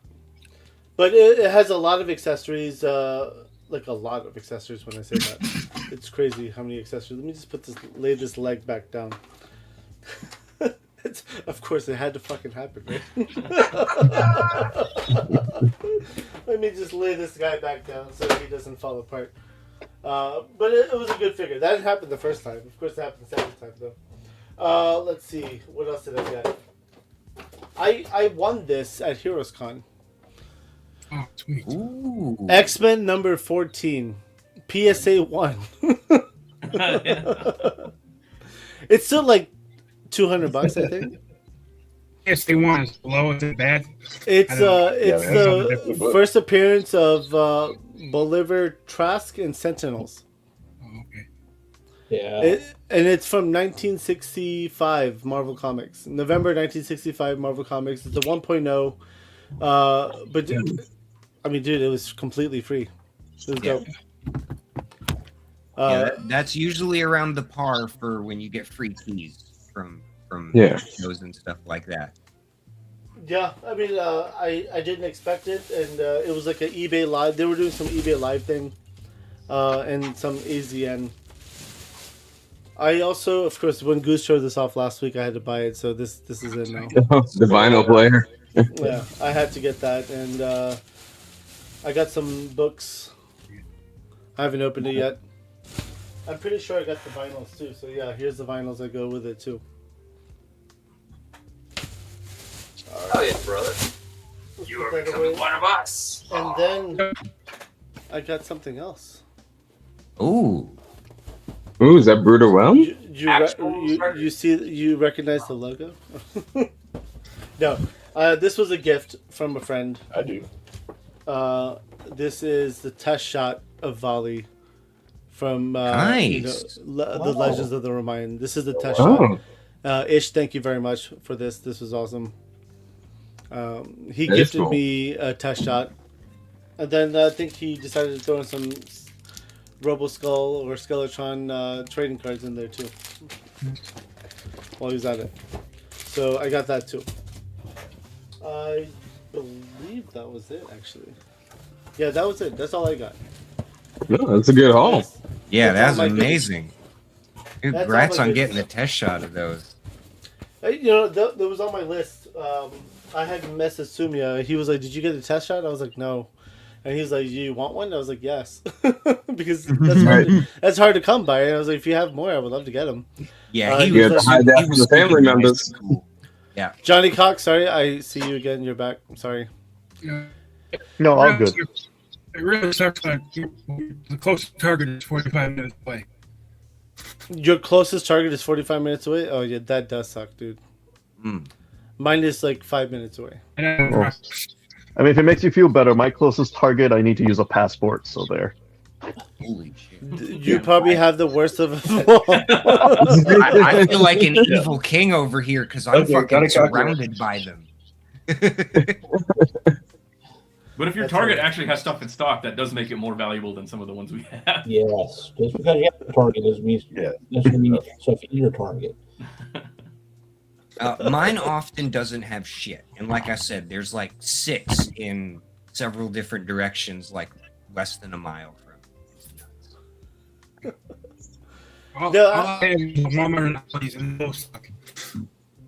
Yeah, I got Walmart down the street. Target crap, is though. much. Yeah, I don't really go to Walmart that often, to be honest with you. It's only when I'm desperate to find something. Generally, that's when I'll go. But there's no point of hunting in my area because there's too many collectors. Tristan knows what I'm talking about, and Stick, you know too. So. My target's on the other side of the city. No. Yeah, I genuinely shop at like 2 different Walmarts because there's one by my job, one by my apartment. But I just walk through the toy aisle. There, usually the clearance aisle has better finds around here than what we get on our shelves because there's people that truckers come through the state capitol and the surrounding cities and just get whatever.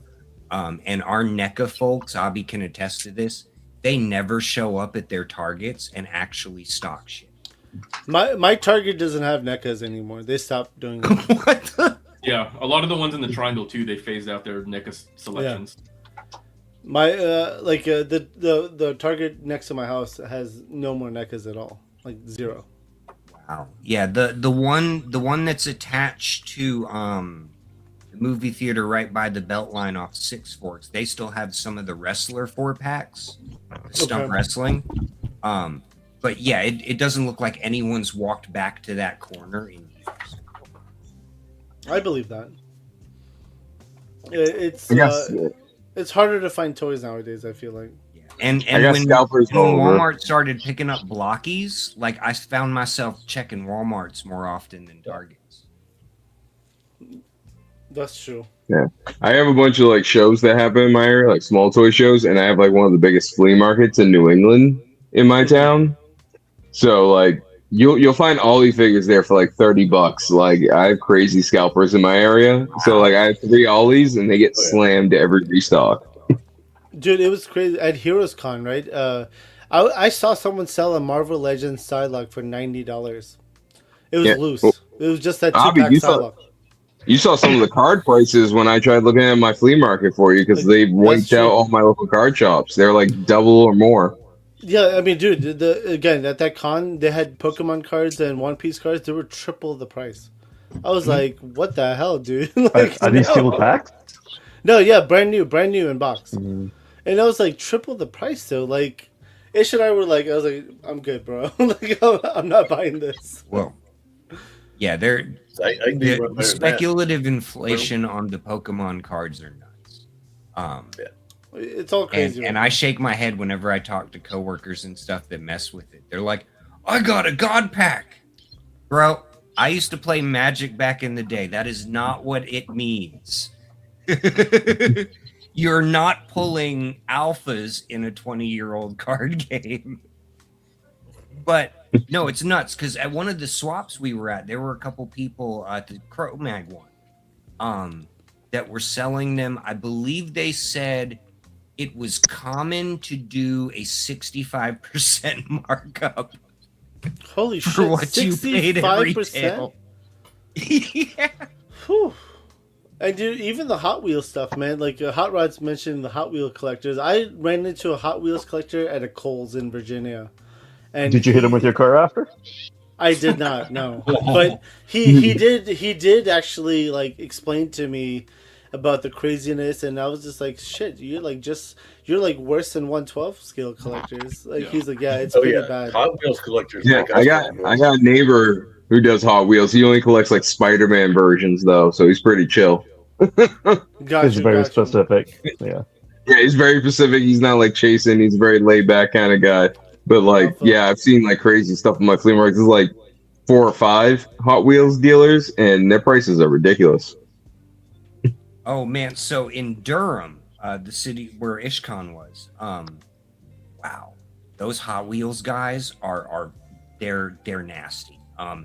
I once was at my local Target when I still lived in Durham, looking for Gambit and Rogue when those Marvel Legends dropped, and there were 2 old men fighting over Hot Wheels that they had just put out on the shelves, and I was like, the lady that was helping me because they hadn't put them on the shelf yet, she was looking for the box, but the lady at Target that was helping me was like,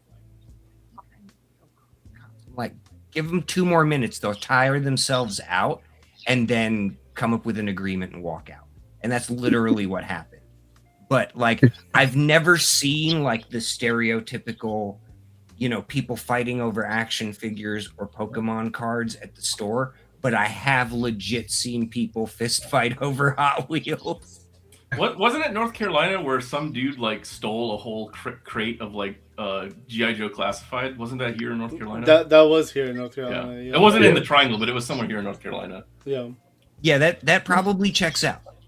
Yeah. So does anyone have a friend who's a Hot Wheel collector? Like, when they're not actually like fighting over the same actual toy, are they actually cool to be around? I'm friends with my neighbor that collects the Spider-Man Hot Wheels only. He's a pretty chill guy. He's laid back. Okay. He even does carpentry. My boss collects them. He's a chill guy, but he mostly does it for his kids now. It's not for himself. So Yeah, and there's a guy that shows up to the North Carolina swaps that he usually just has Hot Wheels. And anytime I've seen him and I've had my son, he always just gives him a Hot Wheels. Yeah. Which I always was like, dude, how much do I owe you? Nah, you got a little kid, man. Here, take it. I was like, cool. That is dope. And picked up the G.I. Joe Hot Wheels, like his tank and skyscraper, but I haven't seen them at my one. Now I did have to get this one Hot Wheels because I'm an old school metalhead. I had to get the Headbangers Ball. Headbangers Ball. I had Yeah. Oh yeah. Memories. I see you backstage. Sit tight. We'll recycle someone out.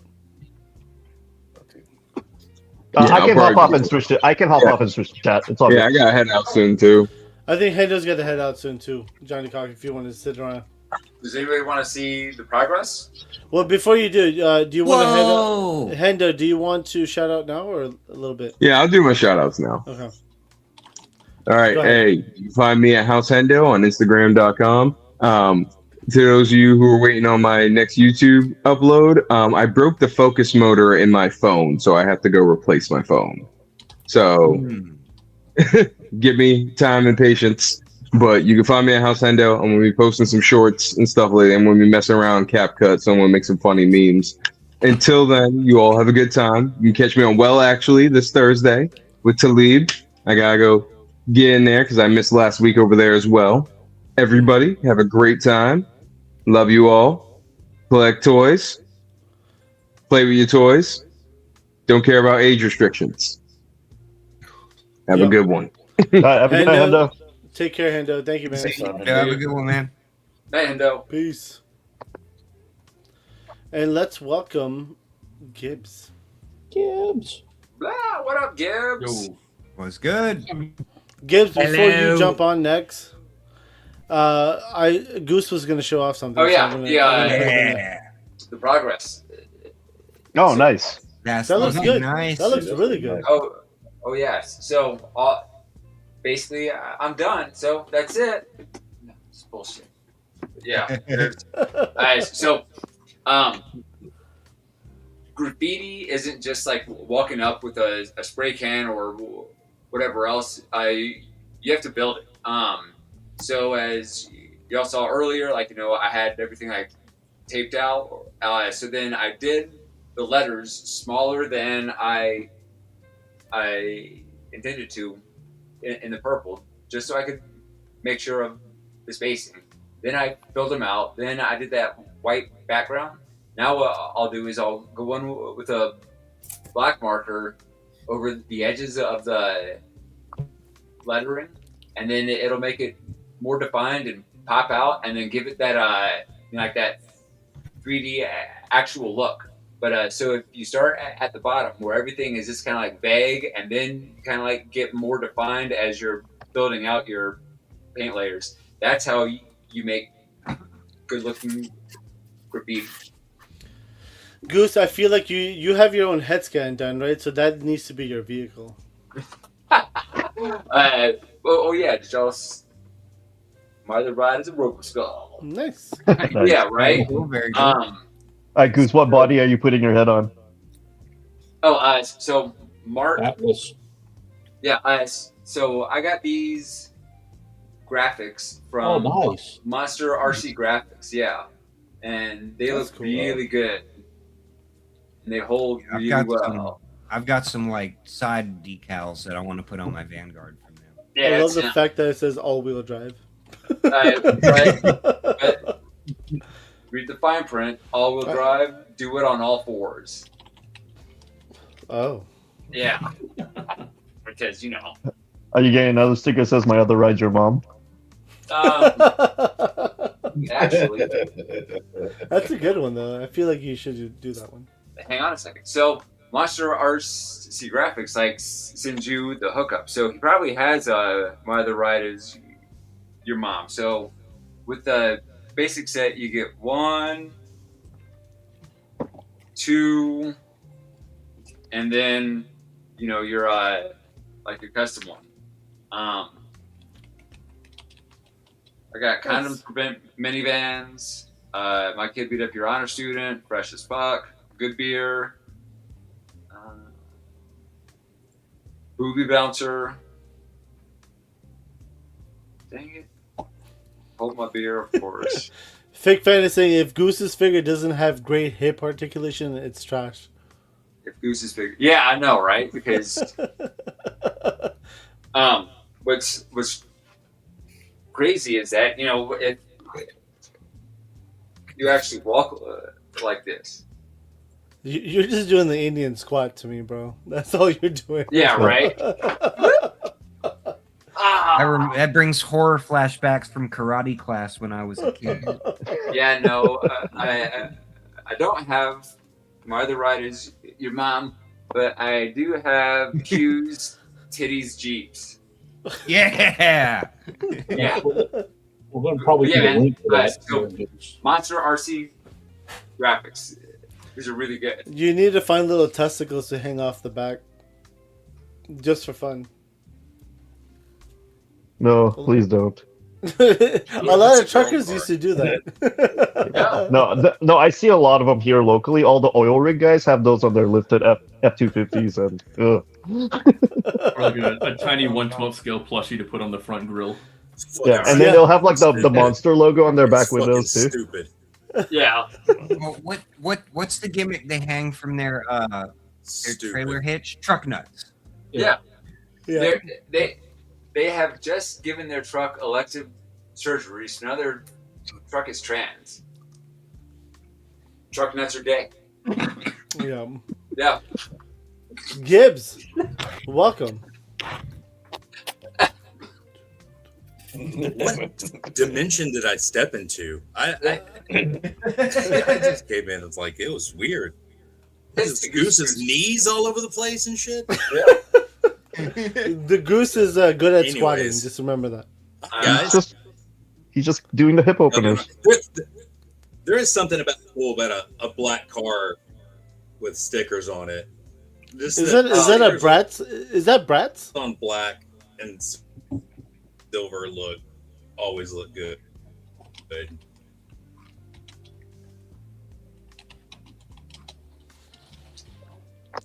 Yeah. Looks good. I'm lagging out. I'm crashing out. Yeah, that's the Oh, shit. I'm working on That's the stuff with best Tim part. though. So Yeah. I got some Street Fighter stuff going out. Yeah.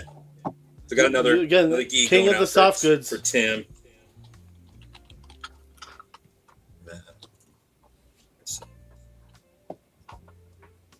Got to clean up on this more, but I had to remake a pattern to do the kind of that you can take the gis off a little bit easier, take the pants off. So that's what I was working out because most of the time, like I get it to where you can just sew them onto them, but they got good. Dibs. Anytime you make a person a pair of pants, you need to give them a free jacket. So that way you can ask if they have taken the pants off and jacket. Jackets are a lot. I know you're joking, but jackets are a lot more. So. Do it anyways. Hell yeah, dude. That's so sick.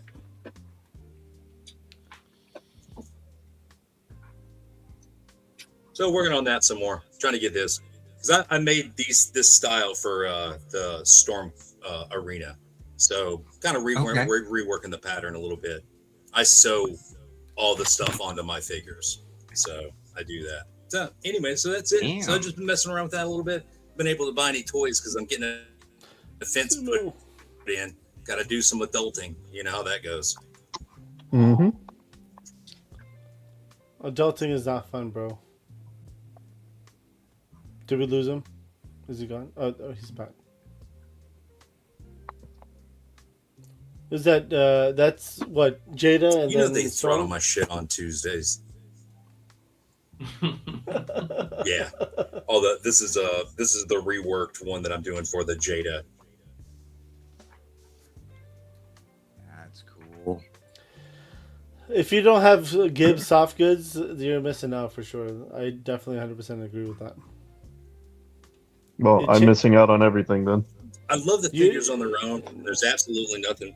This is one of those things I wish Jada would have actually just went along the lines of what they did for the Edge Runners and done soft goods on their figures just to set their line apart from any other line that would be doing it. I think that they could easily have made an Akuma or any of these other figures with soft goods, and I think collectors would have spent $50 for a decent soft goods Street Fighter figure.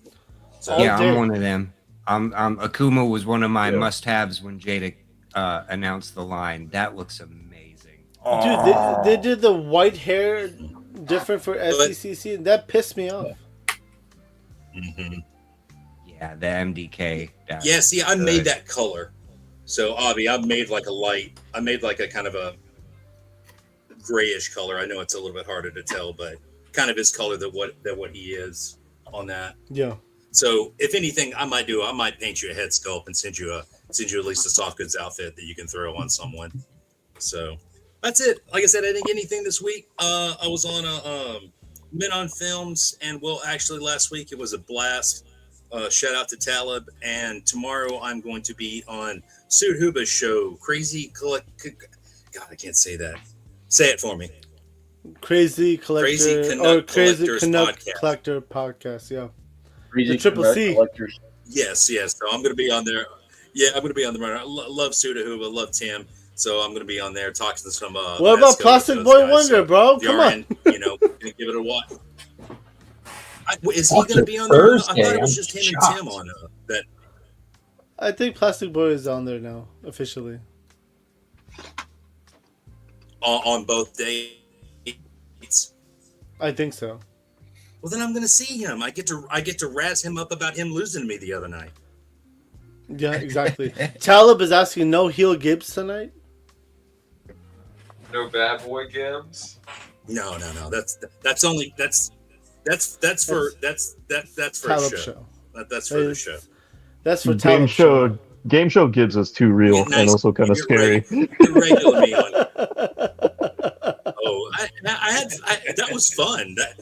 Look, hey, I'm not gonna say anything, but after me and Sud Huba left, actually the other night, it was like watching beige paint dry. No, but at moments I was wondering if you and Sud Huba were actually mad at each other. That's all you get. No, those no. I'm a pussycat. But I will, Gibbs. When you argue smart. So. Thank you. You got the respect. No, of the I just cop. try to get.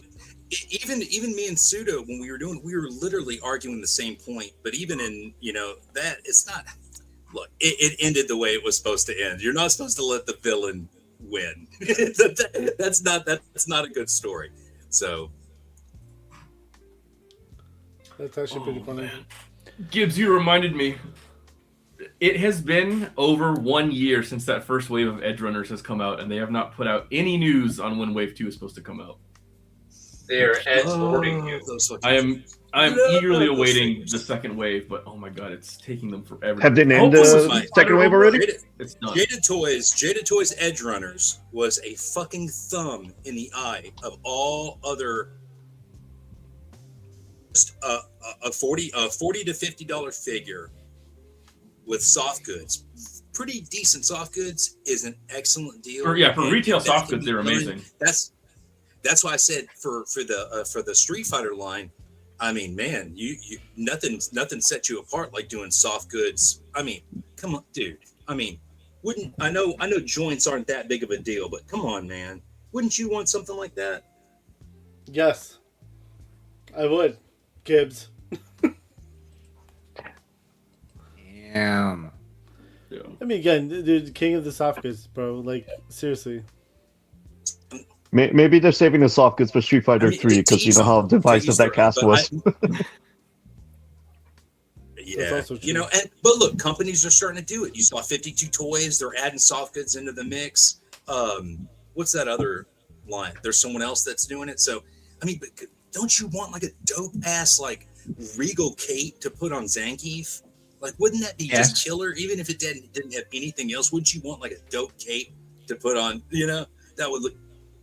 I'd spend a little bit more for that, but Zangief would need like a bear skin, like a full-on bear skin to drape over his shoulders and his back.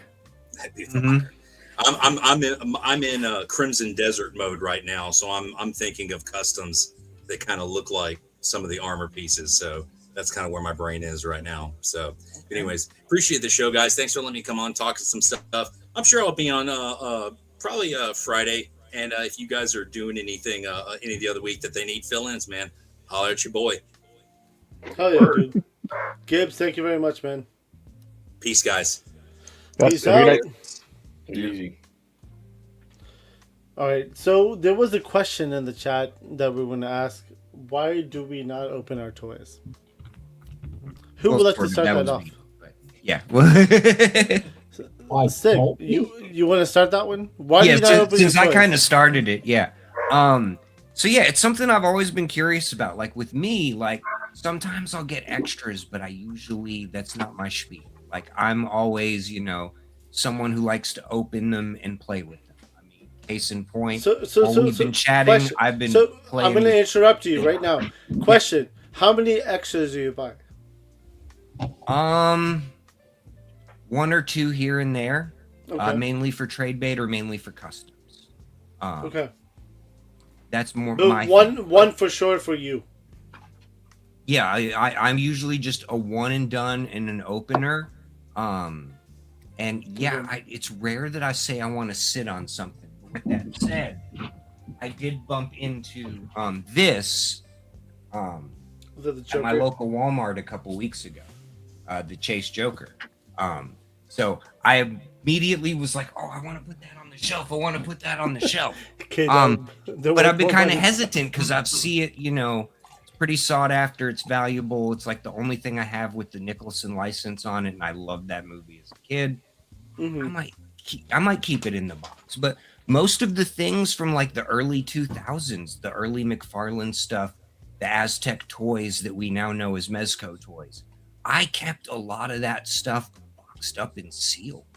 And that old cardboard and plastic just deteriorated over time.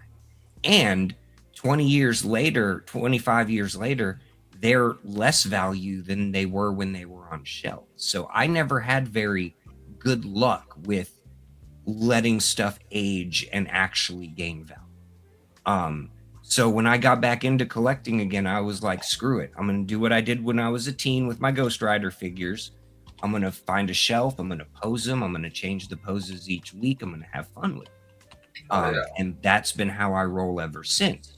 But like you, for instance, Abby-ish, a few of the people I met from Legion's chat, dude, they have whole rooms of figures that still in the shipping boxes they haven't even gotten to.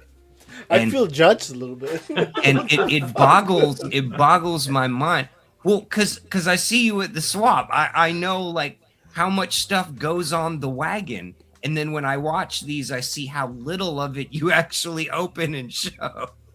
But yeah, no, I wasn't a call out like that. But yeah, I was always fascinated. Like, what are your guys' reason for you're sitting on a figure, or buying an extra, for trade bait? Maybe you customize it later. I've always been curious.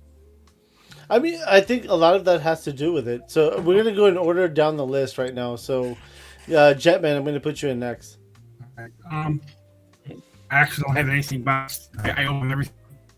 You open everything. Okay, yeah, shit. I play with them. And I have a world in another room that I'm actually rearranging with Cobra and G.I. Joe and Force. Yeah, I don't think I have anything boxed. I mean, I've always opened them. So you play with your toys. That's good. Yeah, I build stickers. I don't Hell have many collections, but I build. If I want to build a figure, I build. And, so yeah, I know people like. I don't know if anybody's seen these big, but that guy is awesome. His basement's awesome. I don't know if you've ever seen his videos on his basement, but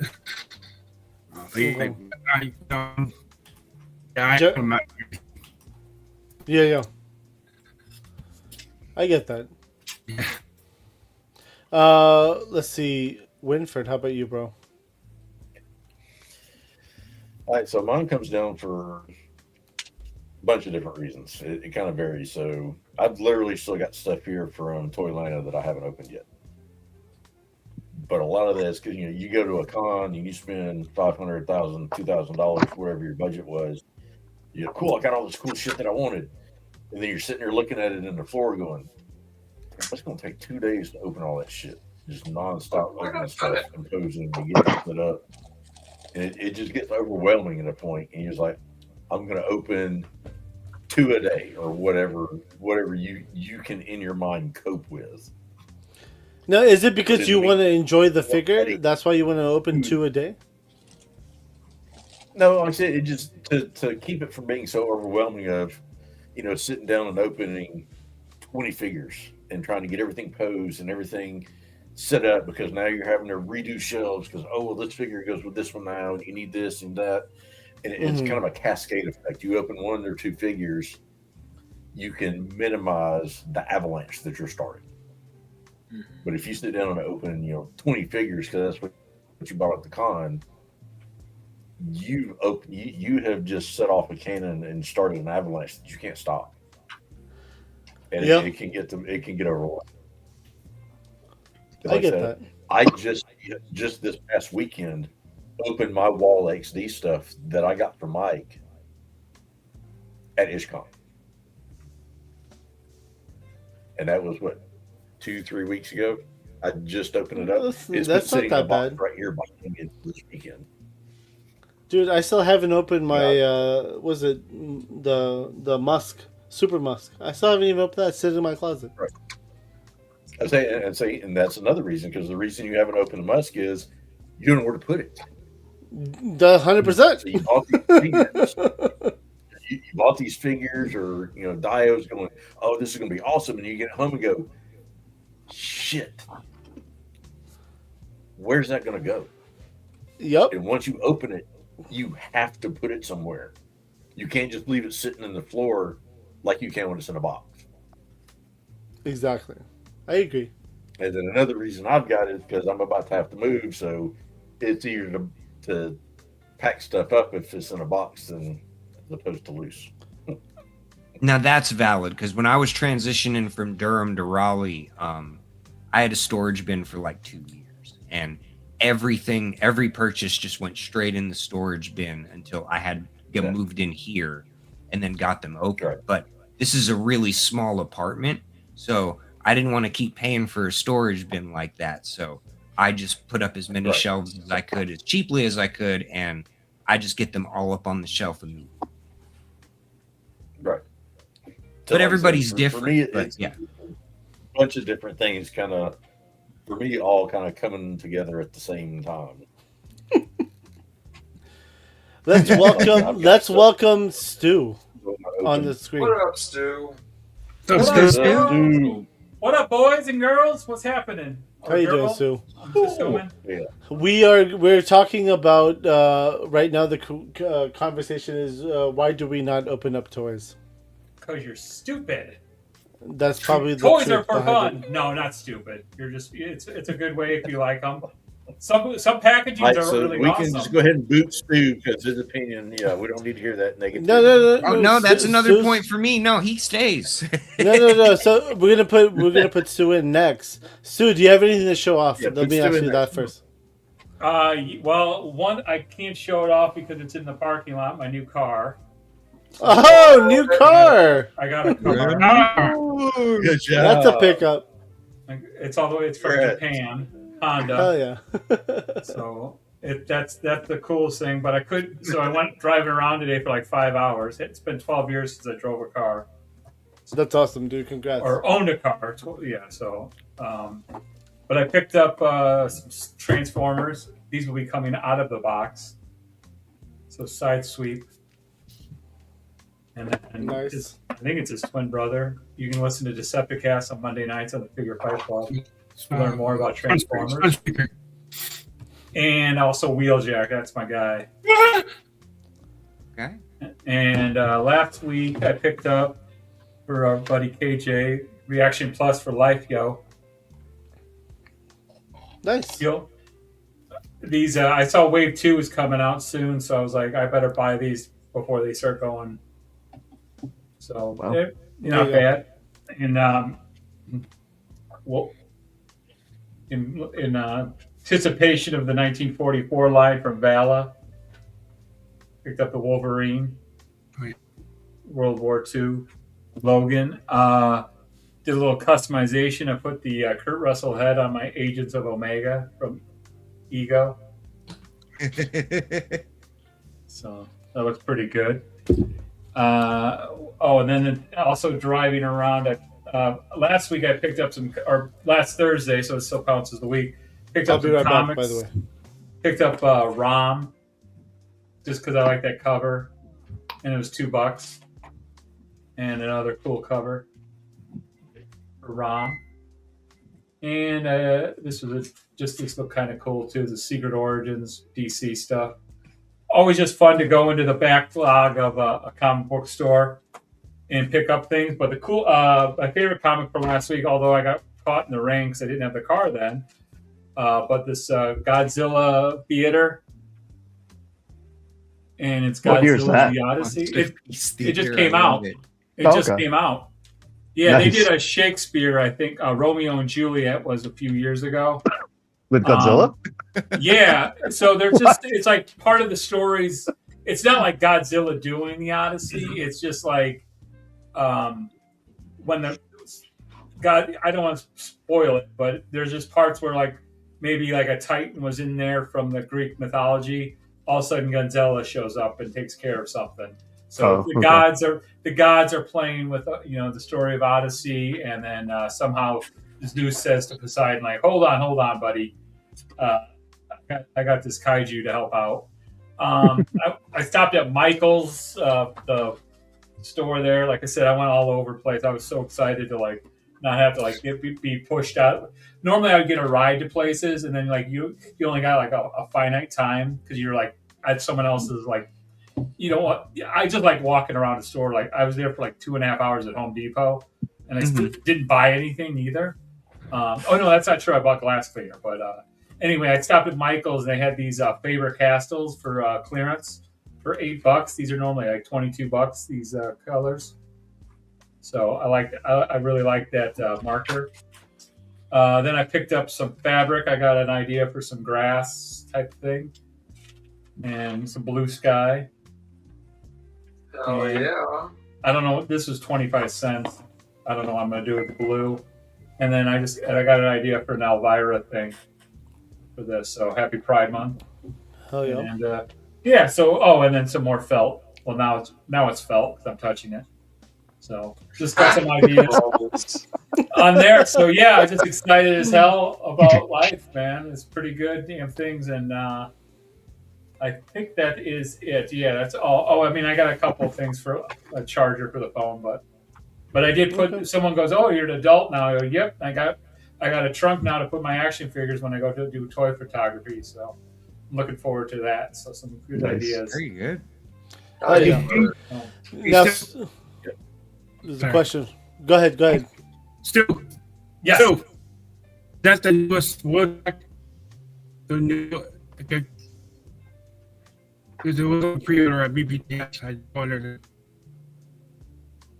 I didn't catch that. You're breaking up, Jetman. Oh, is that the new Wheeljack? Yeah, that's the studio. Yeah, the new Wheeljack. I picked it up at Target.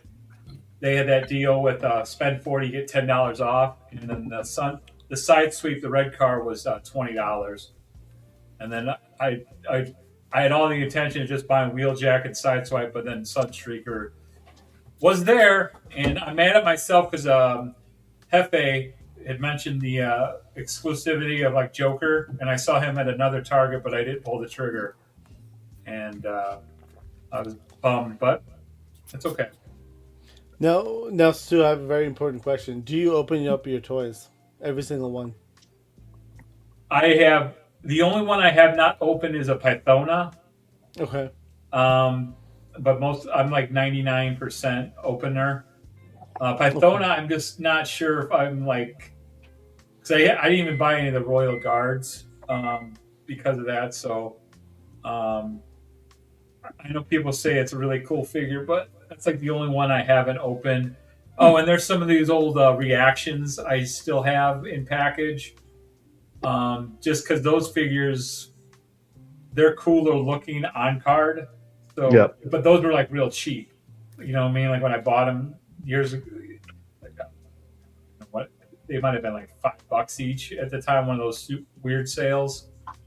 And I got a Baroness I got for free with like a pile. Like I bought like a loot pile of someone's, and there was a Baroness, so I opened that one. But for the I'd say like I'm a 90. Yeah, I would say 97 degrees. Wait, no, not just on my favorite band.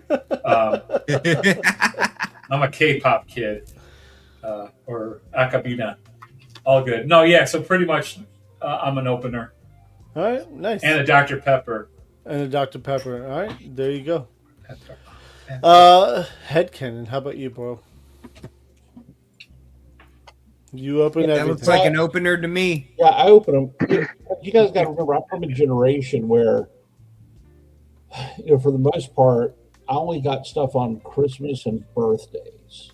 And I grew up with kids. There were some kids or friends of mine that they had, more affluent parents. So of course they would go into a store and say, "Hey, I want to get that," and the parents would buy it from them. And I knew something you never ask your parent, to do. So if I got something, it was to be played with. And so to me, I do have a couple of things I haven't opened around here, but that's because I'm going to use them for parts for something else right now. So, but so that's kind of been my whole thing with that. But what I am because of that though, is I'm obsessive about making sure I keep accessories together. But when I do, sometimes I do sell stuff and having accessories. But then again, it was one of these things that when I was a kid, you lost a piece or you broke something, it was gone. Your GI Joe wanted to be a cripple. You flew planes that couldn't land because they had no gear.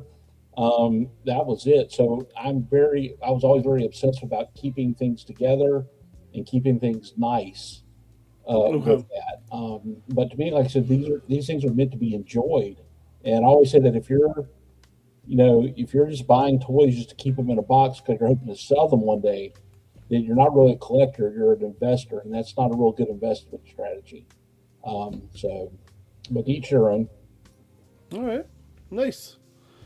All right, Khalil, I'm going to put you in next. My HasLabs are all. To be fair, I could do the same thing right now. No. I got you. So I think it's dependent on like what it is.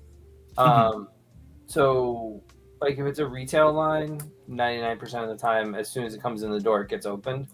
I'm also known for if I find it at a store, it won't come home packaged. Like I open it on the way home. And so I've dropped some accessories under the passenger seat from time to time. My last car still has a few mini mate parts under the passenger seat when it got towed away. But like if it's a line that is a little more expensive and I don't have a space for it at the moment, I might keep it boxed. So like I just grabbed one of these. So I like some of the Mezco stuff. So like Bishop's on my shelf right now, right? So I've got Bishop and Cable up on the shelf. At some point I will switch them out because I have a Spider-Man and a Green Goblin to go in its place. So I'll usually keep the boxes for like a Mezco because there's so many small parts. Yeah. And they're so fragile that the boxes have the trays that are made to hold the parts. So it also hurts your feelings to throw away a Mezco box.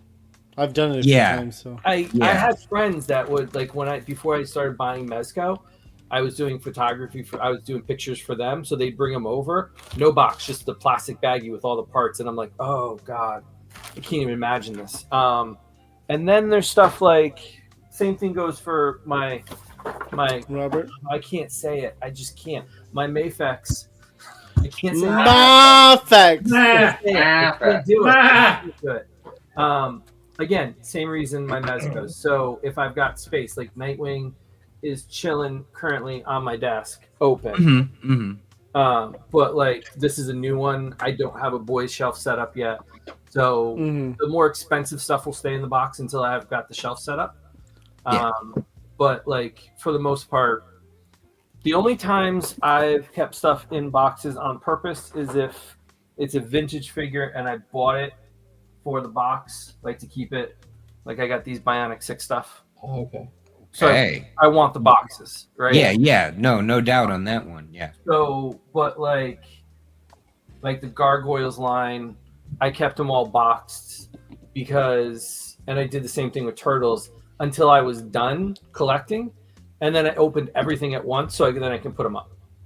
So like, I don't want to have just like one figure up on the shelf, and then I gotta wait 3 years until they come out with the whole team. With the next So, team, yes. Yeah. So like so stuff like that where I know it's finite and I know there's like an endpoint, I'll wait. So like my Hush figures, with the exception of Nightwing, all my Hush are not open yet except for Nightwing. They'll all come out once I get a few more. So I think Ra's al Ghul, Bruce, and Clark are left. So once those come out, then I can open those up. And I've got an empty DTOF in my other room, just waiting to put those up. Yeah. So Now to your point, that makes a lot of sense because I do have a lot of Mezcos. I do too. Like 140, but anyway. No. But yeah, long story with where do you live? But most of my boxes, for the ones that I have on display, they're up on the that little dead space above all the kitchen cabinets, and it fills it completely. Yeah. But I do use the trays still to keep a lot of that stuff because it's so tiny, and some of their weapons are so pointy and sharp, they'll poke right through those baggies. I've never owned a Mezco, but I'm getting the feeling from the Mezco collectors that the box is almost like another accessory to the It's an art piece, right? The box is an art piece. Yeah. I think it's very good, to be honest. Some of them are even tin, so they're like you even kind of more. need the box for the whole experience. Yeah, and when I had all mine in storage, I felt bad putting the boxes in a bigger box, but I needed to put them in a box to keep them safe. Yeah, and so like Superman, like this is a tin box. It's like a lunchbox. So like this is one you definitely wouldn't throw out. So and then there's some fun ones like there's a Mr. Freeze is in like a circular tin. One, yeah. And so is Circular the one, yep. Christopher Reeve. But like I'll even open like right now I've got this sitting on my desk. So I've got the Hot Rod statue. Yeah. But like I'll keep the foam in the box, put away. So when I want to switch this out to somebody else, I can do it. So everything at some point has been opened. I think the only thing that I haven't opened it's still in the shipper, is my Turtle Man. And you also brought up another good point about some of the boxes. Like some of the boxes for some of these lines are so nice, I don't want to throw them out. But I want to open that figure, play with it, put it on the shelf. But the bottom line is you take it out of the box. You just don't throw the box away. There's some people that will do that with Marvel Legends. It doesn't make sense. They'll take it out and they'll throw it in the box. Another one, and this is probably unpopular. I don't know how you guys feel about it, but any figures I've gotten from the modern toy collecting that are flocked, those I have never opened and I never will. As a kid, I hated flocked figures. I always had the full body coyote shiver whenever I touched them. So Origins Moss Man, Moss Squatch from Mezco, they stay in the damn box. Yeah, there's a Moss Man sitting over here somewhere. He's buried. But I open all those. But I think my Turtle Man, my NECA Turtle Man, I haven't opened just because I didn't have the space for it. And Eternia I didn't open, and that's really because I didn't want I didn't want to break the tracks. And it's like I can open it to get rid of the box, but then the tracks right now are safe for Eternia. When I have the space set up, I just have to clear it, and I can set up the Eternia. But everything else, the massive stuff I get 100%. But everything else, all the small stuff opens unless it's really expensive, and then they just keep the box to keep the parts. So. I get that. Okay. Yeah, I was mainly concerned about the figures, because I understand behind the big stuff. I back the dragon for Mythic Legion, so whenever that arrives, it may sit in the box for a little while till I figure out where I'm going to put it. Even my sideshow, until I had this office space, I have 3 sideshow.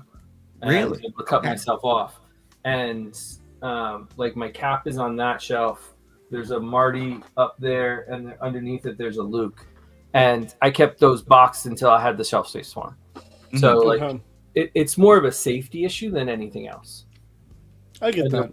But everything gets, as soon as it comes in, it usually gets opened. I check for any breaks and then put it back in, and then when it's ready to go out, it goes out. Okay. That's another good point. Like a lot of the stuff, like from Savage or Bandai or Four Horsemen. Another reason why I'm so quick to open them is because I want to make sure I got everything right back.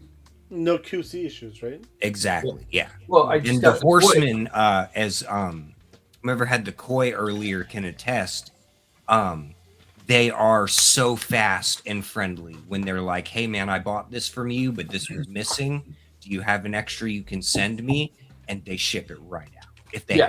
Yeah. So I'll usually check for missing parts, broken limbs, stuff like that. But everything for me gets open. It's a toy. Play with it. Yeah. Okay. Tristan, I'm going to put you in next. Oh, that wasn't Tristan?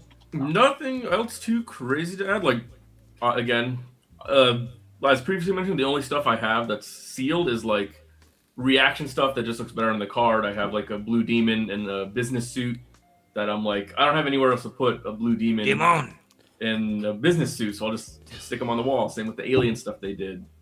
The only other stuff I have on display is I have a full, I can't pull them off the shelf or turn the camera to it, but I have a full wave of the Metal Gear Solid 2 McFarlane figures that a local store got in, and the guy that used to run the store like texted me. He's like, "Hey, we just got these in.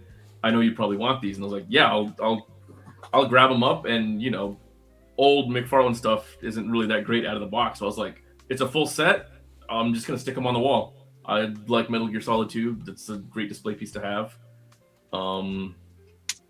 I will give some of my philosophy though that I've adopted in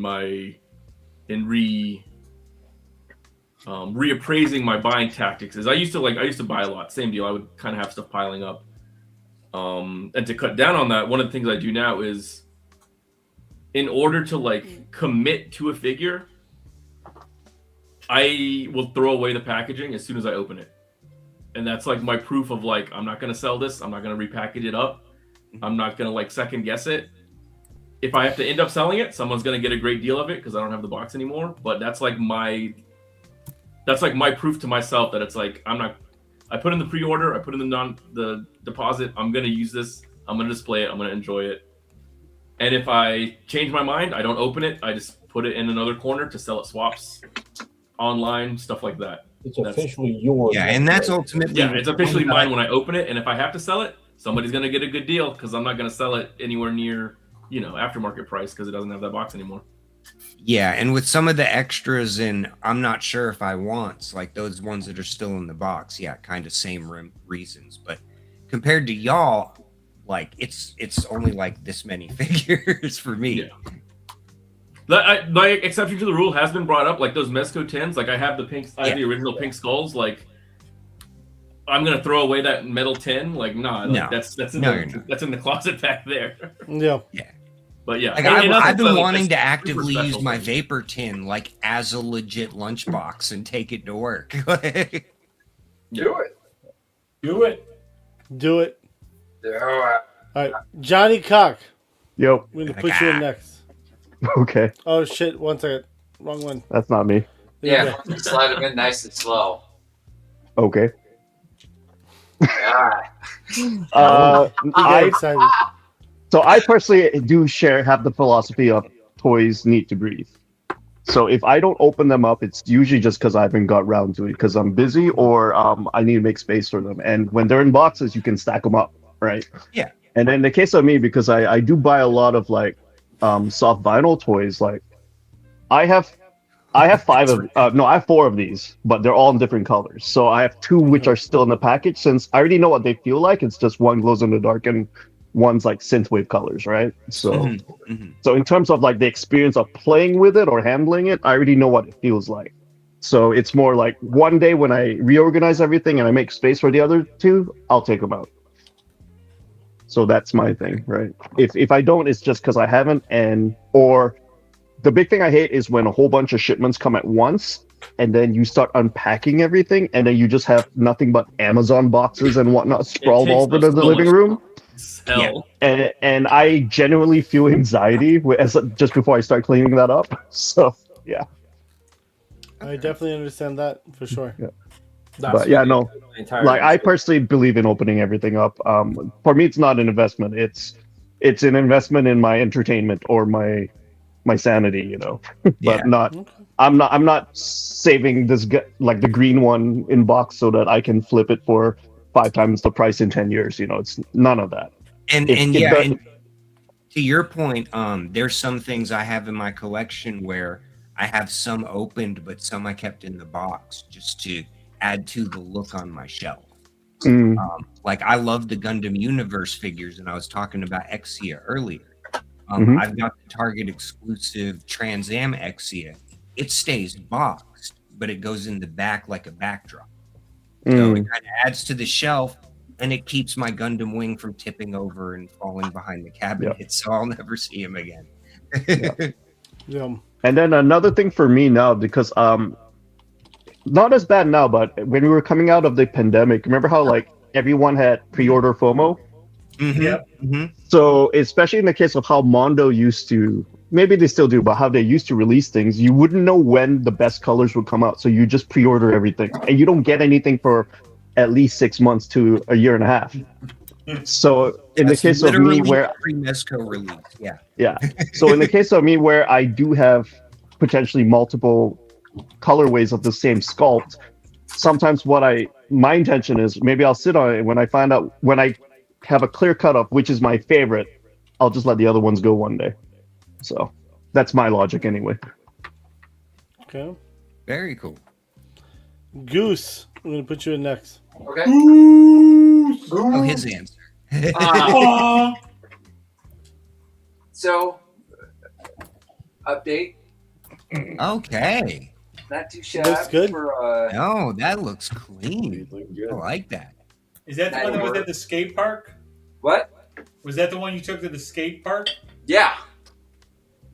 So now it's going to be like tagged and at the skate park event soon, like tomorrow if the weather's nice. Maybe I'll take the Misery Machine too. Like race them. I don't know. Dumb fun.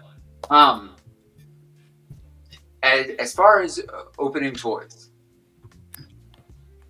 I have a lot of box toys because I like to keep some of them as memories. Like it's what they are. I didn't buy them for a toy. I bought them because they evoked a sensation, you know, and emotion. And so those very specific ones aren't being opened, and they are like stashed away. Now, are those like vintage modern figures, or are they like collector ones with cool boxes? Nope. It's a range. Like I have like a 1992 Mega Man flashlight I found under a shelf at a grocery store I worked at, and they sold it to me for a penny. Like, you know, I'm not opening that. I've got a few like random GI Joes. I'm not opening them. I have a vamp in the box, you know, on top of 2 others that I still have. Like there's just, but then there are some things that I just don't have time to open. Like, you know, I'm surrounded by just bullshit. Like, you know, toys that I want to play with, but there's no time. So yeah, so if anybody wants to have fun in the next couple weeks, come to the house. Let's open toys. You selling? No. Let's open, play, have fun. But yeah, man, I'll and you said something that was important because I totally forgot because it's behind a figure. But growing up, I loved the old Puppet Master films. And before I knew there were action figures, I had stumbled across like a small, like 1/18 scale, looked kind of like a reaction, but it was Full Moon Toys of Blade from Puppet Master. And I keep forgetting to this day because it was the first one I found. I never opened it.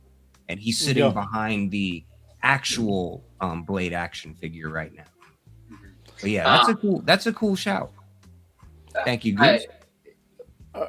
E-Man's World asked an interesting question, like a grail. Like, dude, there's, a lot of people throw the term grail on things that, like, really, all right, cool. It's like the SDS Gulliver's blowback is your grail. Well, I mean, that's attainable, right? In my opinion, a grail is something that, damn it, you're gonna have to like be wearing like your best dress and take whoever out to dinner. Shit, and, I don't like, have any dresses. Damn it. Why not, Johnny? Damn you! You're supposed to have a cute dress, but like my grail is one of the baby blue test shot Vanguards that Bobby has in some of his videos. There's 4 of them. There's 4 of them in existence. 2 of them are put together. 2 of them are not. That's my grail. 100% unattainable, but that's the grail. Yeah, I love that question because to me, like in collectors' spaces, like graded collectors, like baseball cards, stuff like that, there are grails based on the value. But when I watch these different other toy tuber shows, like the word grail always means what's in your heart, the one you're willing to throw out like $1,000 for, or you're willing to get in the car and drive from the East Coast to the West Coast just for a shot to get that and say you finally had it because you're a big fan of whatever that is. And for me, it shifted a lot. Like it was some of the old Spawn stuff. And there was a period where it was the Kiss Psycho Circus figures. Like when they came out, my dad was like, you should get one of each and not open them. And I was like, okay, because at the time, like I was big into that band and stuff. But it's kind of, my interests in stuff have changed a lot over the years. And for me nowadays, it's this test shot of this goblin. This is kind of the gateway drug for me into Mythic Legions. The first figure I got was a goblin. The man we know who gives us Savage Crucible. Back in the day, Robert used to do reverse auctions, and I was able to score this for actual price. That's awesome. That's cool. And yeah, he's near and dear to my heart, and he sits on my desk always. I'm glad you showed off your grill, but that'll be a conversation for next week, I feel like, because yeah, that's a whole new topic, and it's already at 2 hours. We want to end it. Oh, yeah. Can I ask someone to recycle out right now? Yeah, I'll hop off. All right, Johnny Cox, do your shout outs.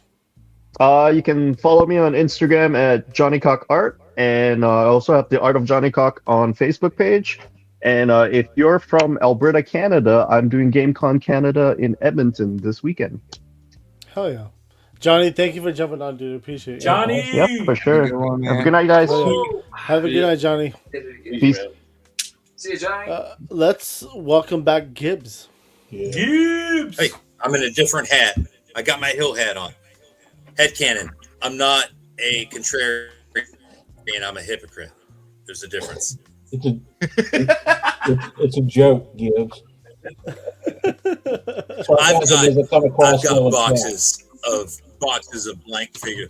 I've got boxes and boxes of blank figures stashed over here. But when I do open up a figure that I really want to buy and put on my shelf, that trash insert's fucking gone. Put it in the fucking trash or recycle if you're whatever. I recycle. But this is a poor man's Pink Skulls.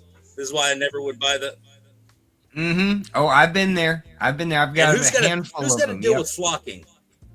Oh God, that's me. Yeah, that's me. Get that away from me. You flocked that? That's awesome.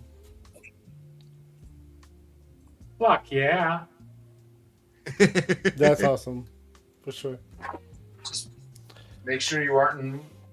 Anyways, but yeah, guys, open up your toys, man. Don't if you're gonna make investments, invest it in something else, dude. Don't do it in action. I mean, the return won't be as high. We'll burst different, just shit and enjoy it. So, you guys. Mm-hmm. I think we lost him. Gibbs' internet got blocked. Yeah, he's out. He's out. Has everyone gone? No, Everybody but you. Yeah, I think we did hear from everybody on the topic. Cool. Okay. That was a fun No, chat. so Thank you, guys. I mean, for me, when it comes to buying, dude, I buy like this no tomorrow. There's a problem. I have a problem, and I know I have a problem. That's not everything. I'm a big fan of Cesare, so I'll buy Cesare. I know Cesare, whether it's reinvestment, whether it is, you know, I do a lot of customs, so like obviously, I bought 30 Cassias. Jesus. Exactly. Literally bought 30 Cassias. Literally 30. Bernice is, now we're locked at 30. yeah, Bernice is one of my favorite characters from. Well, yeah, but to play devil's advocate, that is an army building line. It is, and You know, so- I have a Coliseum to prove it. There's a reason why I bought so many fucking horses recently. Yeah, Because- yeah. It makes and I made the chariot comment earlier, like, you know. Yeah, I need chariots. I figured That's that's where next on you the were list. going with all those horses because I know you have a shit ton of those combatants. Wait, There's a lot coming, bro. Just wait. Yeah. Just you wait. Oh, I bet. Just you wait. But I mean, again, like even Mesco, it hurts my soul to throw away a Mesco box. It really does. But Mhm, I've done it a mhm. few times because I overboard on Mescos too, and it hurts sometimes, but it's needed because when a Mesco figure is loose and on my shelf, I'll play with it more. When it's in the box, like, you know, sometimes I'll open it and like mess with it, and I'll put it back in the box and I'll put it away. Then I'll never touch it again. And there's been many instances in that situation where I would never touch it again. So, like, that's why it's like now today, like, I was like, I could probably get rid of about half of my Mescos because I will never touch it again. Jetman, welcome back. I've been contemplating that myself with some of the licensed figures. Like, because I have so many versions of some of them from other makers. Like, Mm-hmm. you know, now, like the Crow, for instance, that one, like, that is beloved to me, a sentimental film. I'll probably always keep him out and on that shelf. But like the Magneto, I love it. It's awesome. But like, I don't play with it as much as I used to. Because I got so many other Mezcos now. I don't know what to do with them all. Dude, I mean, I barely touched most of my Mescos at this point. So it's just like, what's the point of having them if I don't play with them? Yeah, and they're like, you know, perfect for put on the shelf, change the pose each week, you know, sort of thing. But I've accumulated so many that I really see myself not doing that as often anymore. Exactly. Yeah, and I get that. That's always been the hindrance for me too. Like, I'm a big DC fan, so Mhm. I'll keep a lot of my DC Mescos because that's the 6-inch scale that I really enjoy and I like it. But Marvel, like, I'm kind of done. Yeah. I'm okay with it. Like, it's time to say goodbye. So yeah, I I'm agree. getting rid of a lot of stuff right now. So I'm ready to it because it'll open up the space. I need the space back, and I'm ready to take my space back so I can open up more figures that I want to display. Yeah, that makes perfect sense. Yeah. That's me at least. I mean, at this point, I mean, I buy like this no tomorrow though. That's the problem. That's the biggest problem. Yeah, but you know, you're not buying for like a specific purpose. You're like, holy shit, that looks cool. I want 1 or 20 or in Cassia's case 30. Burn, just wait till Bernice, bro. Yeah. Hobby collects more. That's his collection. Oh, and More. I miscounted. I actually told you out loud my Glyos count. I only have 60. You only have 60. Okay. Yeah, that's still a lot though. Rookie numbers. That is still a lot. Yeah. It is. Yeah. It is also rookie numbers, bro. Come on. No. I need to get rid of Mescos because I literally built in my toy room upstairs. I have 32 feet of shelves available to me to display or put in boxes, essentially boxes, and I did it on purpose because I knew all those Storm collectibles, Mescos, and like these 5K stuff, the third party stuff will just sneak in nicely, and over time, it was just like, holy shit, there's just so much. Like, I started selling a lot of my Mezcos at this point, and I was like, all right, I need to get Mezcos to go away at this point. And now I'm like leaning towards a lot of different lines. It's like these need to go away. Yeah, I think I'll probably hold on to the Midnight Suns characters, but yeah, I've been definitely considering just to give them some more breathing room, because again, like, they are my more expensive figures. Yeah. So, you know, I really want them to kind of stand out a little more. Whereas most of my other shelves are like family photos. They're just crammed with figures. Yeah. Well, Billy Boy's Toys 78. Welcome back to YouTube membership, bro. Billy Boy! Billy Boy, thank you very much. We'll play a little video for you for a welcome back. Assets. Oh, shit. We'll play some assets. Look at that. A tasty, tasty super chat. Thank you so much for the love. Welcome back, Billy Boys. Let's see. We'll move that. But, next conversation, I feel like would be... what was the topic that we were just talking about? The grails. I feel like that would be a good conversation for next week. Because I held on to my grail, even though I didn't really want it anymore. I still held on to it. I feel like that would be a good conversation for next week. Let's do some shout outs. Winford, you want to go ahead and start? Yeah, I'll go ahead and go first. All right, well, y'all can find me on Instagram at Magna_figure_photos, posting toy photography minimum of 3 times a week, Monday, Wednesdays, and Fridays. You'll find me here pretty much every Tuesday night on open mic night, various chats throughout the week everywhere else. Now, on Monday, June 29th at 7 o'clock Eastern, I will be joining somebody for their show on their channel, Headcanon Unlimited. I will also be with...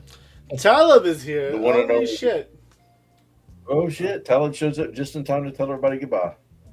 Exactly. Just in time to interrupt you. Exactly. Don't interrupt Winford. Exactly. Go ahead, Winford.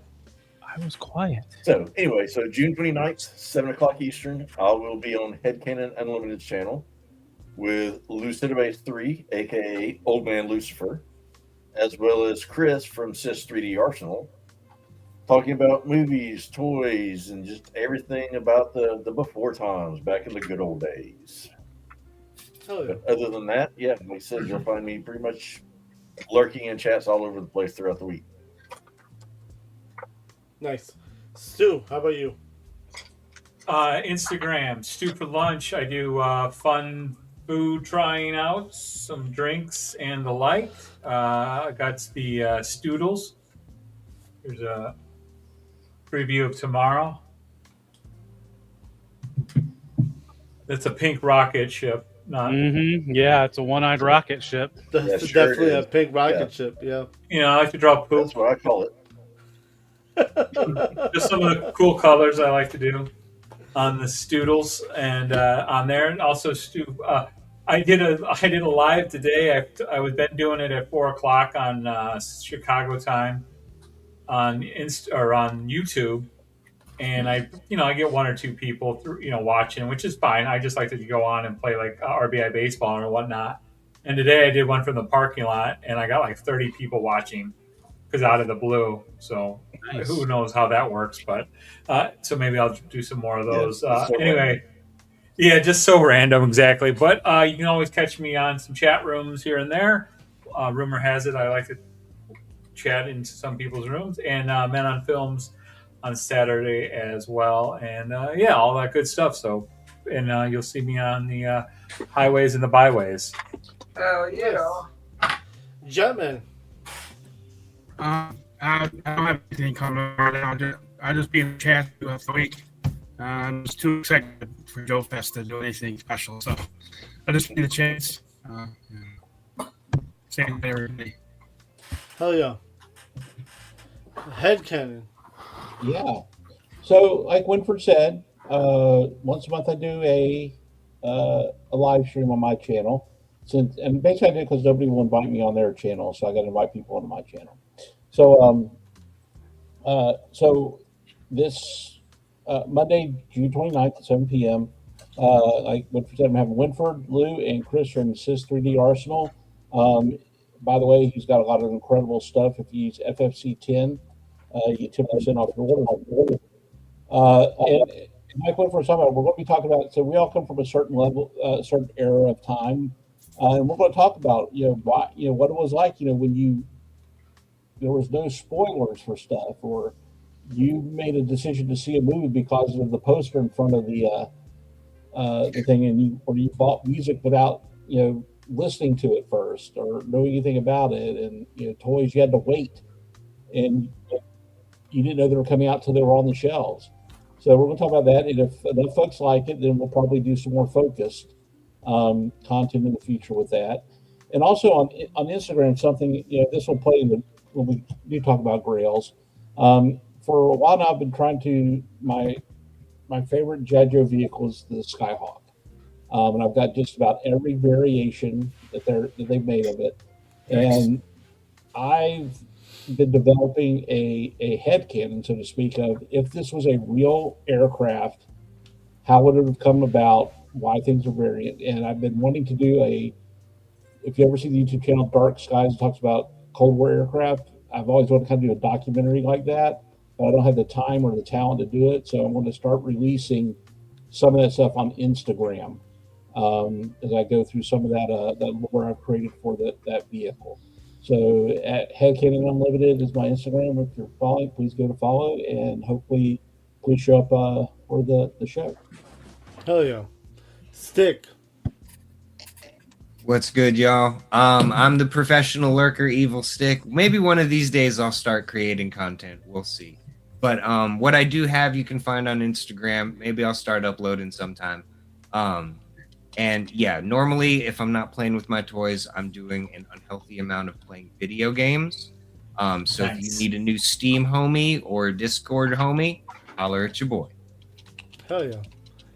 Tristan.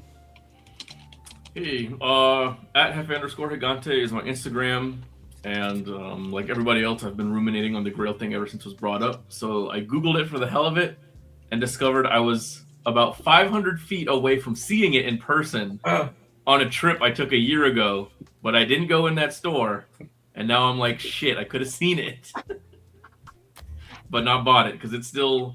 I could technically save up and buy it, but it's so expensive I couldn't reasonably justify spend that much money on what it is. So it will remain a Grail to me, but I'll reveal that on topic next week.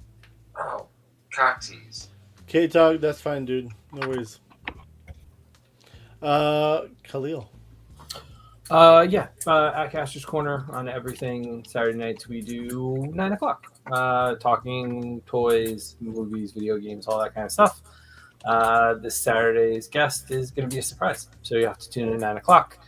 And I try to be done so this way Men on Film have clear road, and then I can tune in and watch and talk about it. So appreciate it.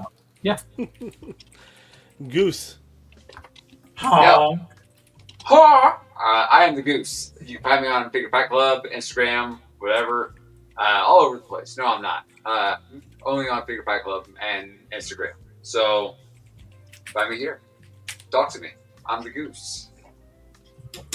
And Titans. I'll be at Titans. Oh. Yeah, Titans, like nice. big things at Titans. Big things at Titans, huh? Yeah. Big, Hell yeah. small things. But all y'all come to Titans if you're close. Yeah. All right. Talib, would you like to go next? Sure. I mean, late, right? We Thanks, did Tom. announce you were working. We did announce that. Yeah, and then when I got home, I had to eat. I was flipping starving. I think you'll be Lou. I'll be Lou. So Yeah, I'll you, talk. You beat Lou. You beat Lou. Oh, I beat Lou. Yeah, you beat. He's still not here. Yeah. Well, I guess sometimes you got to pay your internet bill. That is true. Sorry, Lou. It was a joke. I mean, you can find me all over the intrawebs. I post. Don't worry, he didn't hear it. Yeah, he's like the Yeah, Amish. right. Yeah. Well, maybe he's got cell phone service. But I post news images of like new release toys, Transformers, third-party Transformers, action figure stuff all over Instagram, TikTok, Facebook, X, YouTube. So check that out. And all that gets compiled into a lot of the slideshows you see throughout the week on all the shows that I'm on. Starting off with Decepticast on Figure Fight Club Network at 10:15 p.m. Yeah, Lou's still hungover from Saturday night. Jesus Christ, Abby, did you see that? I haven't watched it yet. Oh my God, he can't. You can watch it, Abby. It's hilarious. It's great. You like Johnny Storm, man. Flame I will on, watch man. it. I will definitely watch it. That sounds exciting to me now. But anyways, then after Decepticast on my channel at 1 a.m., the live pre-record news and review where I cover Transformers news and action figure related news. Tuesdays when I'm not working, but I'm going to be working every night, I'm going to try to hop on here as much as possible on open mic night at 8 p.m. Then Wednesday, I help out as much as I can, midweek mayhem, to do the mid-show Transformers report on 3POA. And then to my channel on the Thursday at 10:15 for actually the YouTuber panel show where I pit 4 YouTubers against each other and their opinions might matter. I'm the judge of that. Then Friday, Plastic Journey on Figure Fight Club, and then I round the week off for Saturday at 11 p.m. on my channel for Men on Films with some of the gentlemen that are on this panel have either starred or guest starred. So this week's tournament, we don't have a vote yet, but I think Post-Apocalyptic Movies is winning on some of the polls. So come check it out. Hell yeah. So everyone has gone, right? I believe so. Did Goose go? Yeah, everybody but you. Yeah. No, Goose Yeah. did go, yeah. He's talking about coming to Titan. Yeah, he did. No, you're watching the Figure Fight Club. We do shows Mondays, Tuesdays, Thursdays, Fridays, Sundays. Goddamn, we do a lot of shows. Alpha, there's no members only tonight. There'll be members only this Friday. And we'll be giving away a Mythic Legions figure. So, exciting times. Thank you all for watching. Thank you to the Replay Squad. Thank you all on the panel. We appreciate you. I see you backstage. We'll talk backstage once we end the show. Abby, is Sunday Night Slam coming back this Sunday? Sunday Night Slam will be coming back this Sunday, and it's going to be the greatest faces of all time. Since the last episode we did was the greatest heels. Templeton Peck. And we might have a guest. We may have a guest star on that one. I really enjoyed those Sunday night tournament things. They're a lot of fun. I'm gonna have to get in on one of those one week. Abby, where'd you get that idea from? This one YouTuber who's not that popular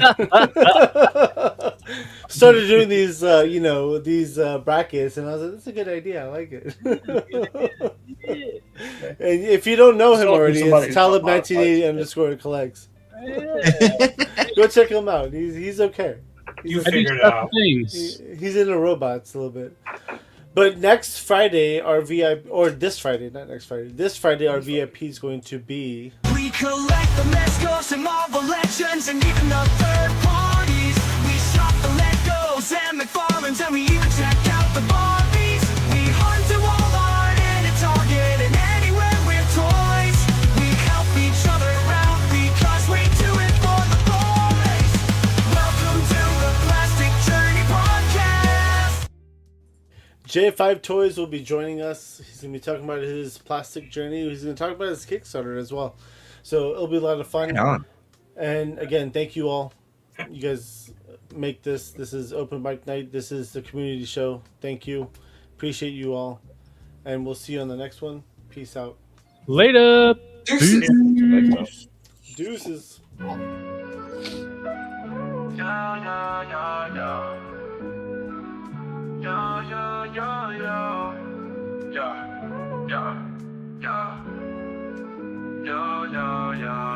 As we wrap up tonight's fun, the figures in talk, so we've just begun. Join us next time for thrills anew. In the world of Figure Fight Club, it's all for you. Make sure to subscribe and smash that like button.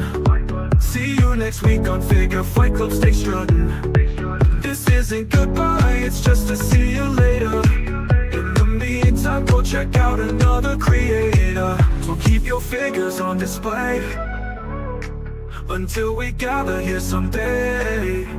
Remember the tales and the laughs we shared. Here at Figure Fight Club, you're treasured and cared.